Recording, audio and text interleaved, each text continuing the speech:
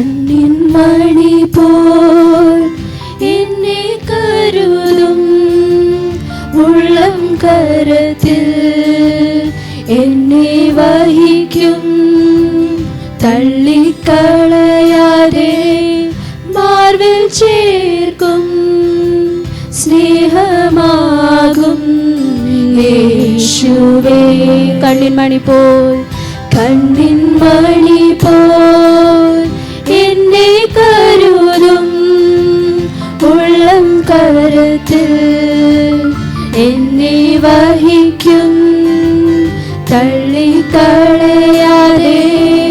Marvel ചേർക്കും സ്നേഹമാകും യേശുവേ. ഹൃത്തിലെന്നെ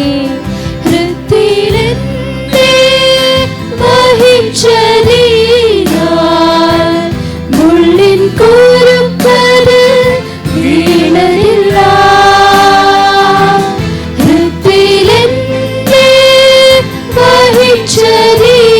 വഹിച്ചതിനാൽ മുള്ളിൻ കുരുക്കത് വീണതില്ല.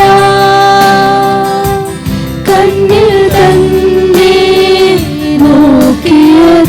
നോക്കിയതിനാൽ തുമ്പമൊന്നും വീശില്ല. കണ്ണിൽ തന്നെ നോക്കിയതിനാൽ തുമ്പമൊന്നും വീശില്ല. കണ്ണിൻ മണി പോൽ എന്നെ കരുതും ഉള്ളം കരത്തിൽ എന്നെ വഹിക്കും തള്ളിക്കളയാതെ മാർവിൽ ചേർക്കും സ്നേഹമാകും യേശുവേ. കണ്ണിൻ മണി പോൽ കണ്ണിൻ മണി പോൽ എന്നെ കരുതും ഉള്ളം കരത്തിൽ എന്നെ വഹിക്കും തള്ളിക്കളയാതെ മാർവിൽ ചേരും സ്നേഹമാകും യേശുവേ. പ്രാണനേക്കാൾ അരികിലുള്ളതാൽ ഭയപ്പെടുവാൻ കാര്യമില്ല. പ്രാണനേക്കാൾ അരികിലുള്ളതാൽ ഭയപ്പെടുവാൻ കാര്യമില്ല. സ്നേഹമേറെ നൽകുന്നതിനാൽ ഭയപ്പെടുവാൻ നേരമില്ല. സ്നേഹമേറെ നൽകുന്നതിനാൽ ഭയപ്പെടുവാൻ നേരമില്ല. കണ്ണിൻ മണി പോൽ കണ്ണിൻ മണി പോൽ എന്നെ കരുതും ഉള്ളം കരത്തിൽ എന്നെ വഹിക്കും തള്ളിക്കളയാതെ മാർവിൽ ചേർക്കും സ്നേഹമാകും യേശുവേ. കണ്ണിൻ മണി പോൽ എന്നെ കരുതും ഉള്ളം കരത്തിൽ എന്നെ വഹിക്കും തള്ളിക്കളയാതെ മാർവിൽ ചേർക്കും സ്നേഹമാകും യേശുവേ. ഹൃത്തിലെന്നെ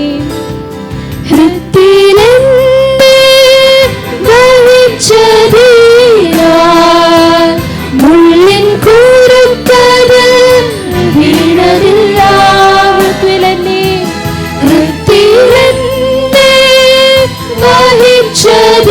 വഹിച്ചതിനാൽ മുള്ളിൻ കുരുക്കത് വീണതില്ല. കണ്ണിൽ തന്നെ നോക്കിയതിനാൽ തുമ്പമൊന്നും യേശുവില്ല. കണ്ണിൽ തന്നെ നോക്കിയതിനാൽ തുമ്പമൊന്നും യേശുവില്ല.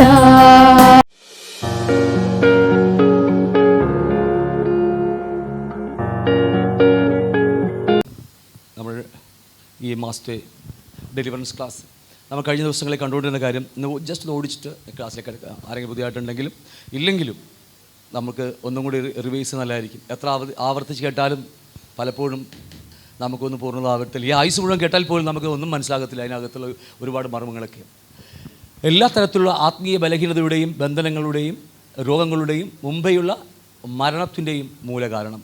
ഇതാണ് നമ്മുടെ ടോപ്പിക്കിൻ്റെ ഹെഡിങ്. ഡെലിവറൻസ് ക്ലിനിക്ക് ആണെങ്കിലും എല്ലാ തരത്തിലുള്ള ആത്മീയ ബലഹീനത എവിടെ പറയുന്ന ഈ വാക്യം 1 കൊരിന്ത്യർ ലേഖനം 11-ാം അധ്യായത്തിൽ അല്ലേ? ഒന്ന്, എല്ലാ ആത്മീയ ബലഹീനത. നമുക്ക് ദൈവത്തിന് ഫലം കൊടുക്കാൻ കഴിയുന്നില്ലെങ്കിൽ അത് നമ്മൾ ആത്മീയ ബലഹീനത ഉള്ളവരാണ്. ഇത് കർത്താവിൻ്റെ ആത്മാവ് നമ്മുടെ അകത്ത് തന്നെയുണ്ട്, പക്ഷേ നമ്മുടെ ദേഹിയിൽ പണി നടന്നിട്ടില്ല എന്നുള്ളത് സത്യമായ കാര്യമാണ്. അപ്പോൾ അതുകൊണ്ട് എല്ലാ തരത്തിലുള്ള ആത്മീയ ബലഹീനതകൾ സംഭവിക്കും. ഇതാണ് നമ്മുടെ ആദ്യത്തെ പിന്മാറ്റക്കാരൻ്റെ ആദ്യത്തെ രോഗം. ഇതാണ് ദേഹിരോഗം എന്ന് പറയുന്നത്. നമ്മുടെ ശരീരത്തിലുണ്ടാകുന്ന രോഗം പോലെ തന്നെ ദേഹിക്കും രോഗങ്ങളുണ്ടായിരിക്കും. അതിലൊന്നാമത്തെ രോഗമെന്ന് പറയുന്നത് ആത്മീയ ബലഹീനതയാണ്. രണ്ടാമതാണ് അത് ബന്ധനങ്ങളിലേക്ക് മാറ്റപ്പെടുകയാണ്. പൈശാചികൻ അല്ലെങ്കിൽ പിശാച് നമ്മുടെ അകത്തേക്ക് ഏറി വരാൻ നമുക്ക് എൻട്രൻസ് കൊടുക്കുകയാണ്. ഒരു കാര്യം മറന്നു പോകരുത്. നമുക്ക് കഴിഞ്ഞ നാളുകൾ എത്രയോ മാസങ്ങൾ ഞാൻ പഠിച്ചുകൊണ്ടിരിക്കുക, ദൈവവചനമാണ് പാപം ലംഘനം എന്ന് പറയുന്നത്. അതിനെക്കുറിച്ച് നമ്മൾ കഴിഞ്ഞ മാസങ്ങളിലൊക്കെ എപ്പോഴും പഠിച്ചതാണ്. ദൈവവചനം ലംഘിക്കുമ്പോൾ, ദൈവം പറഞ്ഞ കൽപ്പനകളെ അനുസരിക്കാതെ ലംഘിക്കുമ്പോൾ അത് നിമിത്തം ഒന്നാമത് ദൈവം വഴക്കുന്നത് ആത്മീയ ബലഹീനത. രണ്ടാമത് വരുന്ന ബന്ധനം എന്ന് പറഞ്ഞാൽ അതിനിടയിൽ എവിടെയോ വെച്ച് ദൈവത്തിൻ്റെ സംരക്ഷണത്തിനെ കൈ തട്ടി മാറ്റിക്കളഞ്ഞു, അല്ലെങ്കിൽ ദൈവം മാറ്റിക്കളഞ്ഞു. ആ നിമിത്തം ബന്ധനങ്ങളിലേക്ക് പെടുകയാണ്, പിശാചിനാൽ ബന്ധിക്കപ്പെടുകയാണ്. ഈ ബന്ധിക്കപ്പെട്ട പിശാച് നമ്മുടെ അകത്ത് നമ്മൾ ദൈവത്തിൻ്റെ വചനം ലംഘിക്കുമ്പോൾ, ലംഘനം നിമിത്തം ദൈവം ആ കൃപയുടെ പരിധി ഒരു ആയുഷ്കാലം നമുക്ക് ഒരു പ്രത്യേക സമയം വരെ നമുക്ക് ആ കൃപയുണ്ടാകുള്ളൂ. ആ കൃപയ്ക്കുള്ളിൽ നാം പിന്മാറി വന്നില്ലെങ്കിൽ, നാം എന്താ പറയുക, പഴയ പാപമെന്ന് പറയുന്ന രോഗത്തുനിന്ന് വിട്ടു മാറി വന്നില്ലെങ്കിൽ, അല്ലെങ്കിൽ പിന്മാറ്റം എന്ന രോഗത്തെ മാറ്റിയില്ലെങ്കിൽ നമ്മൾ ആത്മീയ ബലഹീനമായി തീരും. നമ്മൾ ആ നിമിത്തം പിശാചിന് ഇടം കൊടുക്കുകയാണ് അകത്തേക്ക് കയറുവാൻ. ഹല്ലേലൂയ. പിശാചിന് അകത്തേക്ക് ഇടം കൊടുക്കുക നമ്മൾ തന്നെയാണ്, വേറെ ആരുമല്ല. ദൈവം നമുക്ക്, ഞാൻ എപ്പോഴും പറയുന്ന കാര്യമാണ്, വിശ്വാസം തന്നിട്ടുണ്ട്. പക്ഷേ ദ ഫെയ്ത്ത് എന്ന് പറയുന്ന വാക്ക് നമ്മുടെ വിശ്വാസ പ്രമാണമാണ്. ഈ പ്രമാണം നമ്മൾ അത് തിരിച്ചും മറിച്ചും പഠിക്കുന്നത് എന്തിനു വേണമെന്ന് അറിയാമോ? ഇതുപോലെ എന്തെങ്കിലും വരുമ്പോൾ നമുക്ക് അറിയാൻ വേണ്ടിയും വരാതിരിക്കാൻ വേണ്ടിയാണ്. ഞാൻ പറഞ്ഞ അർത്ഥം മനസ്സിലാവുണ്ടോ? എത്രയോ ദൈവ കുഞ്ഞുങ്ങളാണെന്നറിയാമോ വിശ്വാസകോളത്തിൽ വന്നിട്ട് ബന്ധിക്കപ്പെട്ടിരിക്കുന്നത് പിശാചിനാൽ. നമ്മൾ ദൈവമക്കൾ തന്നെയാണ്, പക്ഷേ നമ്മുടെ അനുസരണക്കേട് അല്ലെങ്കിൽ നമ്മുടെ കർത്താവ് പറഞ്ഞ വചനങ്ങൾ അനുസരിക്കാതിരിക്കുമ്പോൾ കർത്താവിൻ്റെ കരം പതിയെ മാറ്റിക്കളയും. അല്ലെങ്കിൽ നമ്മുടെ ദേഹിയിൽ നിന്ന് കർത്താവ് ഇറങ്ങി പിന്മാറി ആത്മാവിലേക്ക് പിൻവലിഞ്ഞു കളയും. അത് നിമിത്തമാണ് അനേക വിശ്വാസികളും ഈ ദേഹിയിൽ ജീവിക്കുന്നവർ, അനേക വിശ്വാസികളും. ഞാൻ പറയാൻ അർത്ഥം മനസ്സിലാവുന്നുണ്ടോ? അതുകൊണ്ട് എന്ത് പറ്റുന്നറിയാമോ? അത് ആത്മീയ ബലഹീനം സംഭവിക്കും, ബന്ധിക്കപ്പെടും നമ്മൾ. പല രോഗങ്ങൾ, ആ ആത്മീയ രോഗം വന്നാൽ, ആത്മീയ ബലഹീനം വന്നാൽ ഏതെങ്കിലും പിശാചിനാൽ നമ്മുടെ അകത്തുള്ള ഓരോ ദുസ്വഭാവത്തിൻ്റെ അതിൻ്റേതായ പാപത്തിൻ്റെ ആ ദുരാത്മാക്കൾ നമ്മുടെ അകത്തേക്ക് കയറി വരും, നമ്മളെ അത് ബന്ധിച്ചിരിക്കും. അതുകൊണ്ട് അനേക വിശ്വാസികൾ 10, 20, 30 വർഷം അല്ല 50 ആയിട്ടും അവനെ അനുഗമിക്കുവാൻ കഴിയാതെ വണ്ണം ഇന്ന് ലോകത്തിൽ ജീവിക്കുന്ന നല്ലൊരു ശതമാനം വിശ്വാസികളുണ്ട്. നല്ലൊരു ശതമാനം വിശ്വാസികളും ഇന്ന് യേശുവിനെ പിൻപറ്റാൻ കഴിയുന്നില്ല. കാരണം അറിയാമോ? വിശ്വാസം അനുസരണമായും, അനുസരണം ആശ്രയം അനുഗമനം, പിൻഗമിക്കുക. ആ നാലാമത്തെ അവസാനമാണ് ഈ അനുഗമനം. ഡിസൈപ്പിൾഷിപ്പ് എന്നൊക്കെ പറയുന്ന, ശിഷ്യ എന്നൊക്കെ പറയുന്നത് ലാസ്റ്റത്തെ വാക്യമാണ്. അതിനിടയിൽ പലപ്പോഴും നമ്മൾ ഇതുപോലെ ബന്ധിക്കപ്പെട്ടിരിക്കും. അതുകൊണ്ട് അനേക വിശ്വാസികൾക്കും ദൈവത്തിന് ഫലം കൊടുക്കാൻ കഴിയാതിരിക്കുന്നത്. ഞാൻ പറഞ്ഞ അർത്ഥം മനസ്സിലാവുന്നുണ്ടോ? അത് കഴിയുമ്പോൾ അത് ബന്ധിക്കപ്പെട്ട് കഴിഞ്ഞാൽ പിന്നെ നോക്കിയാൽ മതി, ശരീരത്തിൽ എവിടെയെങ്കിലും നമുക്ക് രോഗലക്ഷണങ്ങൾ വെളിപ്പെട്ട് വരും. എന്തുമാകട്ടെ, ഓരോരോ രോഗലക്ഷണങ്ങൾ ബന്ധിക്കപ്പെടും. അതിനുശേഷം എന്നിട്ടും മനം തിരിയുന്നില്ലെങ്കിൽ മുമ്പെയുള്ള മരണം സംഭവിക്കുക, അല്ലെങ്കിൽ പ്രീമച്വർ ഡെത്ത് നമുക്ക് സംഭവിക്കാനിടയുണ്ട്. എന്നൊരു 70 വയസ്സ് വരെ കർത്താവിൻ്റെ ഭൂമിയിൽ ഇടാൻ ആഗ്രഹിക്കുന്നത്, എൻ്റെ ജോലി തീർത്ത് പോകാൻ ആഗ്രഹിക്കുന്നതെങ്കിൽ അതിനിടയിൽ ഞാൻ ജഡത്തിൽ ജീവിച്ചാൽ, അല്ലെങ്കിൽ ഞാൻ വചനത്തെ ലംഘിച്ച് ജീവിക്കുമ്പോൾ, ദൈവം കൃപ സമയത്തിനുള്ളിൽ ഞാൻ മാനസാന്തരപ്പെട്ടില്ലെങ്കിൽ അതിനകത്ത് ബന്ധന പിശാചുക്കൾ നമ്മുടെ അകത്തേക്ക് കയറി വീഴുകയാണ്, സോളിലേക്ക് കയറി വരികയാണ്. ദൈവം അനുവദിക്കുക. എന്നിട്ടും മാനസാന്തരപ്പെടുന്നില്ലെങ്കിൽ ആ രോഗാണുക്കൾ അല്ലെങ്കിൽ ആ രോഗത്തിൻ്റെ ആത്മാക്കൾ നമ്മുടെ ശരീരത്തിലേക്ക് പിടിച്ച് ഓരോ അവയവങ്ങൾ കാർന്നു തിന്നാൻ തുടങ്ങും പലതും. എന്നിട്ടും നമ്മൾ മാനസാന്തരപ്പെടുന്നില്ലെങ്കിൽ കട്ടുമേ മരിക്കാൻ കിടന്നാലും മാനസാന്തരപ്പെടാത്ത ഇഷ്ടംപോലെ ആൾക്കാർ എനിക്കറിയാം. വേറെ വഴിയില്ല, മരണം മാത്രമേ ഉള്ളൂ. ഇത് ഏറ്റു പറയാൻ പറയത്തില്ല. കാരണം അറിയാമോ, അത്രമാത്രം പിശാചിനെ ബന്ധിക്കപ്പെട്ടിരിക്കുക. കാരണം ഒരു മാനസാന്തരം ഉണ്ടാകണമെങ്കിൽ പരിശുദ്ധാത്മാവിനെ നമ്മുടെ അകത്തേക്ക് വന്നേ മതിയാകും. പരിശുദ്ധാത്മാവിനെ അല്ലാതെ ഒരു മാനസാന്തരം നമുക്കുണ്ടാകത്തില്ല. പരിശുദ്ധാത്മാവിൻ്റെ ഗുണമാണ് നമുക്ക് മാനസാന്തരത്തിലേക്ക് നമ്മൾ നയിക്കുന്നത്, അല്ലേ? അപ്പോൾ അതുകൊണ്ട് നമ്മൾ എത്ര പറഞ്ഞാലും ഇന്നലെ ഞങ്ങൾ ഒരു സ്ഥലത്ത് പോയി പറഞ്ഞിട്ട് കാര്യമില്ല. രാത്രി ഒരുപാട് വൈകി അവിടെ നിന്നൊക്കെ വന്നത്. എത്ര പറഞ്ഞാലും അതിലേക്ക് ഈ പൊട്ട ബോക്സിനകത്ത് കയറുന്നു പോലുമില്ല. അതിനർത്ഥം അറിയാമോ, പിശാചിനാൽ ബന്ധിക്കപ്പെട്ട് കിടക്കുക അനേകരും. അപ്പോൾ എന്നിട്ട് മാനസാന്തരപ്പെടുന്നില്ലെങ്കിൽ മുമ്പേയുള്ള മരണം നമുക്ക് സംഭവിക്കാനായിട്ട് ഇടയുണ്ട്. പ്രീമച്വർ ഡെത്ത് സംഭവിക്കാനിടയുണ്ട്. എത്രയോ വിശ്വാസികൾ ഓട്ടം തികക്കാതെ വഴിയിൽ വെച്ച് മാറ്റപ്പെട്ടു പോയ എത്രയോ വിശ്വാസികൾ നമുക്കറിയാം. ദൈവം ഇനി ഭൂമിയിൽ ജീവിച്ചാൽ അവൻ്റെ ആത്മാവും കൂടി നഷ്ടമാകുമെന്ന് വിചാരിച്ചുകൊണ്ട് ദൈവം പലരെയും എടുത്തിട്ട് പോകുന്നത്. കാരണം വിശ്വാസം നഷ്ടപ്പെടുത്തി കളയാൻ വേണ്ടിയുള്ളതല്ല കൊടുത്തിരിക്കുന്നത്. അതുകൊണ്ടാണ് പ്രീമച്വർ ഡെത്ത് കൊടുത്ത് നേരെ സ്വർഗമല്ലേ റെസ്റ്റിംഗ് പ്ലേസിലേക്ക് കൊണ്ടുപോകുന്നത്. പക്ഷേ ഞാനൊരു കാര്യം പറയാം, ഇങ്ങനെയുള്ളവരാരും ഇവിടെയും ക്രിസ്തുവിനെ കാണത്തില്ല, അവിടെയും കാണത്തില്ല. ഒരു ആൻസർ ഉണ്ട് എല്ലായിടത്തും. നമ്മൾ സ്വർഗത്തിൽ ചെല്ലുമ്പോൾ ക്രിസ്തുവിനെ കാണുമെന്നൊക്കെയാണ്. എന്ത് തോന്നിവാസം ചെയ്താലും വിശ്വാസം അല്പം ഉയർന്നു നിന്നാൽ, നമ്മൾ കർത്താവ് കൃപയാൽ നമ്മൾ രക്ഷിച്ചുകൊണ്ട് പോയാൽ, നമ്മൾ സ്വർഗത്തിൽ പോയാൽ യേശുവിനെ കാണുമെന്നുള്ള ചിന്താഗതി നമുക്ക് വേണ്ട. നിത്യത മുഴുവനും നമുക്ക് യേശുവിനെ കാണാൻ കഴിയത്തില്ല. കാരണം വെളിപ്പാട് ദിവസം 22:5 ഒക്കെ താഴേക്ക് വഴിക്കുമ്പോൾ ഒരുപാട് വാക്യങ്ങളുണ്ട് കാണാൻ കഴിയുന്നത്. ജാതികൾ അന്ന് പുതിയ ഭൂമിയിൽ കാണുമെന്ന് പറയുന്നുണ്ട്. ജാതികൾ ഇംഗ്ലീഷ് ബൈബിൾ പഠിച്ചാൽ ദേ ആർ സേവ്ഡ് പീപ്പിൾ എന്നാണ് പറയുന്നത്. രക്ഷിക്കപ്പെട്ട് ദൈവകൃപയൊക്കെ ഉണ്ടായിരുന്നു. എന്നിട്ടും വചനം ലംഘിച്ചത് മൂലം ആത്മീയ ബലഹീനത സംഭവിച്ചു. പിശാചിനെ ബന്ധനത്തിലേക്ക് ദൈവം ഏൽപ്പിച്ചു കൊടുത്തു. രോഗത്തിനടിമയായി. എന്നിട്ടും മരണത്തിനും ആ സമയപരിധി വരെ എന്ന് പറഞ്ഞ് നമ്മുടെ ആയുസ് വരെ നീണ്ടുപോകാതെ മുമ്പെയുള്ള മരണം ദൈവം നമുക്ക് കൊടുത്തു വിടുകയാണ്. കാരണം ഇങ്ങനെയുള്ളവർ ആരും അവരെ തേജസ് പ്രാപിക്കാൻ തക്കവണ്ണം വിശുദ്ധീകരണം പൂർണ്ണമാക്കിയില്ല. എൻ്റെ വാക്ക് ശരിയാണോ? വിശുദ്ധിയിൽ തികക്കുവാനാണ് ദൈവം നമ്മെ വിളിച്ചിരിക്കുന്നത്. ആണോ ഇല്ലയോ? വിശുദ്ധിയെ തികക്കുവാൻ വേണ്ടിയ. അങ്ങനെ തികച്ചില്ലെങ്കിൽ അവിടെ ചെന്നാൽ അവിടെ പറയുക, ജാതികൾ ജീവവൃക്ഷത്തിൻ്റെ ഫലം പറിച്ച് നിലത്തില്ല, ഇല പറിച്ച് കഴിക്കുക. ഇത് വായിച്ചിട്ട് കാണുമെന്നോ എനിക്കറിയത്തില്ല. വായിച്ചവർക്കായി സ്തോത്രം, അല്ലേ? അവർ കുഞ്ഞാടിൻ്റെ വെളിച്ചത്തിൽ ജീവിക്കും. കുഞ്ഞാടിനല്ല, കുഞ്ഞാടിൻ്റെ വെളിച്ചത്തിൽ ജീവിക്കും. അവർ ജീവവൃക്ഷത്തിൻ്റെ ഫലമല്ല, ഇല പറിച്ച് നിന്ന് അവർ ജീവിക്കും എന്ന് കാണാൻ കഴിയും. അത് പുതിയ ഭൂമിയിൽ അവരെ കാണാൻ കഴിയും. പക്ഷേ എന്തുവാണെന്നറിയാമോ, ഈ ആയുസ്സിൽ അവരുടെ വിശുദ്ധീകരണം പൂർണ്ണമായില്ല. അതിന് കാരണം മറ്റൊന്നുമല്ല, നമ്മുടെ അകത്ത് പിശാചാൽ ബന്ധിക്കപ്പെട്ട് കഴിഞ്ഞാൽ, ഇപ്പോൾ ഇന്ന് ഞാൻ സംസാരിക്കും, ബന്ധിക്കപ്പെട്ട് കഴിഞ്ഞാൽ എത്ര മാനസാന്തരത്തിൻ്റെ വചനം പറഞ്ഞാലും കേൾക്കത്തില്ല. ദൈവസ്നേഹമൊക്കെ ഉണ്ടായിരിക്കുക ശരി തന്നെയാണ്. പക്ഷേ മാനസാന്തരപ്പെട്ട് ആ വിശുദ്ധിയുടെ പൂർണ്ണതയിലേക്ക് വളർന്നു വരാൻ ഒരിക്കലും കഴിയത്തില്ല അവർക്ക്. ഒരുപക്ഷെ അവരുടെ പാപത്തേക്കാൾ അല്പം, അവരുടെ മോഹത്തേക്കാൾ അല്പം കൂടി ഉയർന്നാണ് നമ്മുടെ വിശ്വാസമെങ്കിൽ ദൈവം നമ്മെ കൊണ്ടുപോയിരിക്കും. അത് താന്നുപോയാലാണ്, ജഡത്തെ അനുസരിച്ച് ജീവിച്ച് താന്നുപോയാലാണ് നമുക്ക് നഷ്ടം സംഭവിക്കുന്നത്. യോഹന്നാൻ ലേഖനം സുവിശേഷ ഭാഗം 3-ാം അധ്യായത്തിലാണെന്ന് തോന്നുന്നു, എൻ്റെ ഓർമ്മ ശരിയാണെങ്കിൽ, അവർ ഇരുളിനേക്കാൾ ഏറെ വെളിച്ചത്തേക്കാൾ ഏറെ ഇരുളിനെ സ്നേഹിച്ചു. രണ്ടും ബാലൻസ് ചെയ്ത് പോവുകയാണ്. അല്പം വെളിച്ചം താന്നുപോയാൽ ഇരുളുടെ മുകളിൽ കയറിപ്പോകും. ആ സമയം അല്പം ഒന്ന് വെളിച്ചം പൊങ്ങി നിൽക്കുക മാത്രമേ ഉള്ളൂ.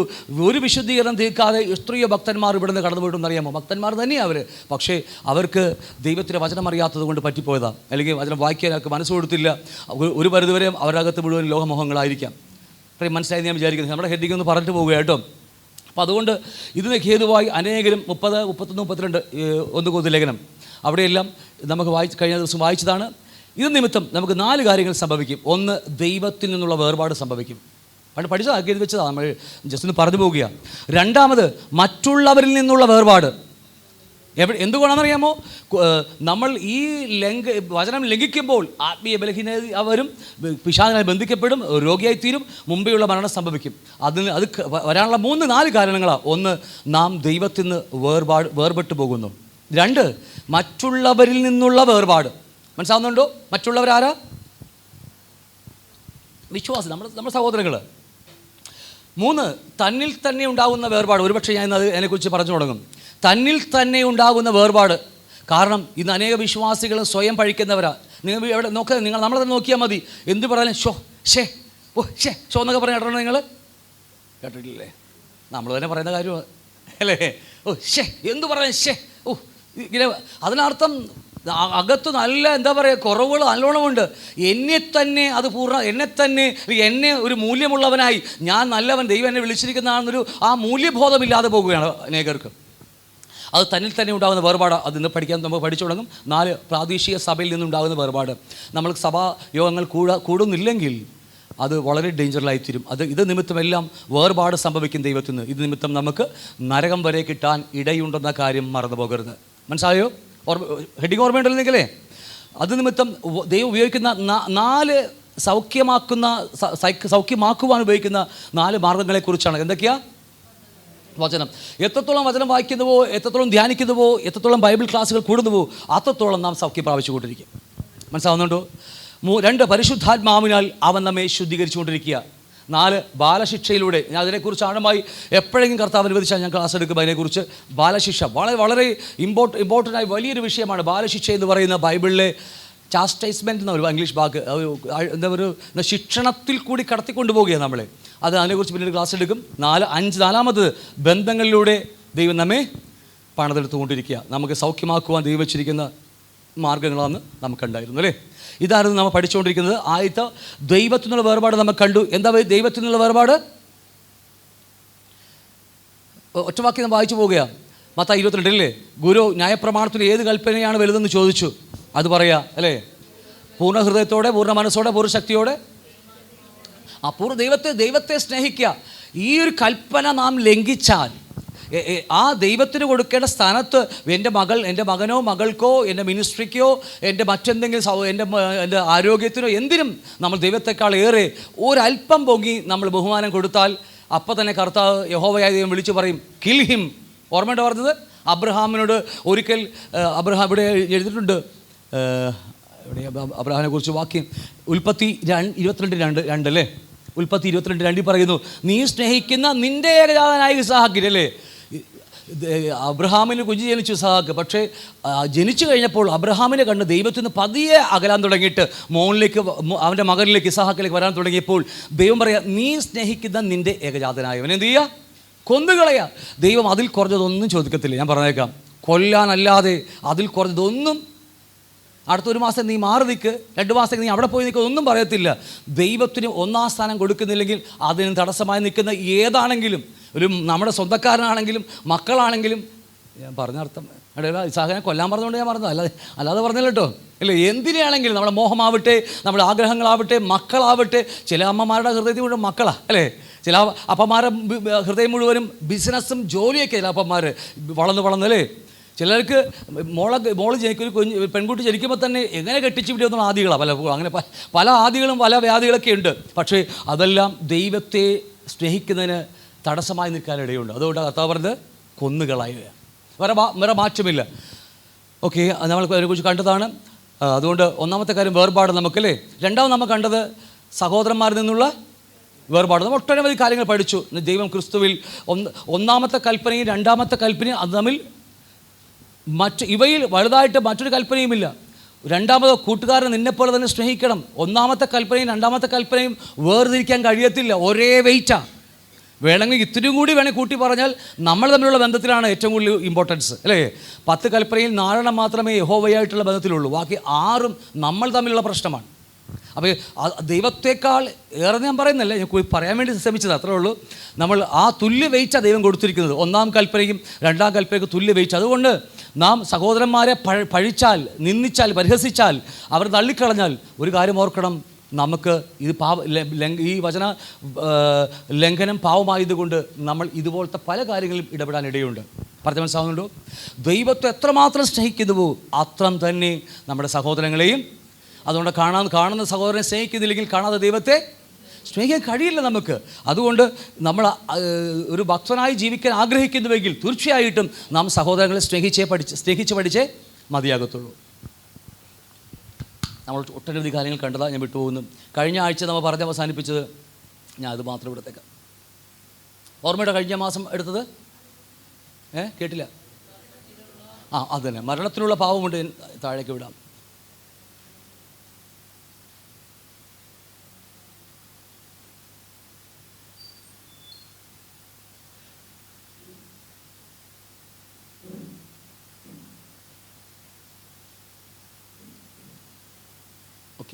മരണത്തിലുള്ള പാപമുണ്ട്, ദ സിൻ ഓഫ് ഡെത്ത്, അല്ലേ?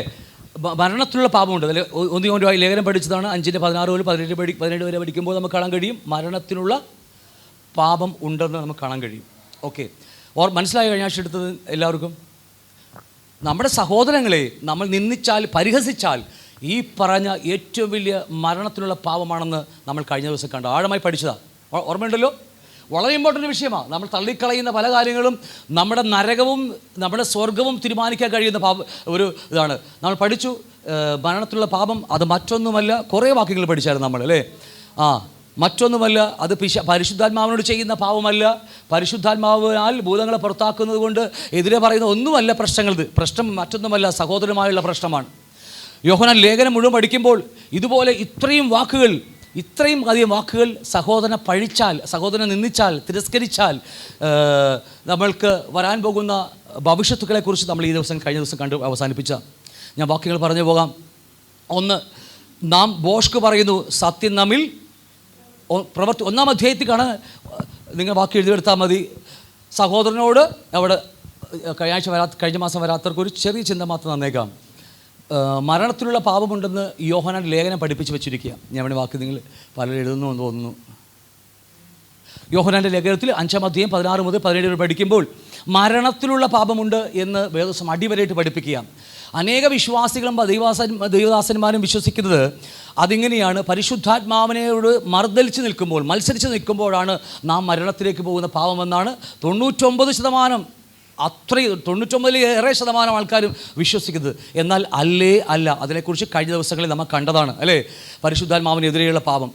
പക്ഷേ ഇവിടെ അതല്ല. യോഹന്നാൻ ലേഖനത്തിൽ ആ വാക്ക് പറഞ്ഞിരിക്കുന്നത്. പക്ഷേ ആ ലേഖനം ഇത്രയ്ക്കധികം വാക്കുകൾ പഠിക്കുമ്പോൾ ആ ലേഖനം നമുക്ക് കാണാൻ കഴിയും എന്താണ് മരണത്തിലുള്ള പാപമെന്ന്. കഴിഞ്ഞ മാസം നമ്മൾ നല്ലവണ്ണം പഠിച്ചതാണ്. അതിൽ 1-ാമത്തെ അധ്യായത്തിൽ നാം ബോഷ്ക്ക് പറയുന്നു, അവനോട് കൂട്ടായ്മ ഉണ്ടെന്ന് പറയുകയും ഇരുട്ടിൽ നടക്കുകയും ചെയ്താൽ, അല്ലേ?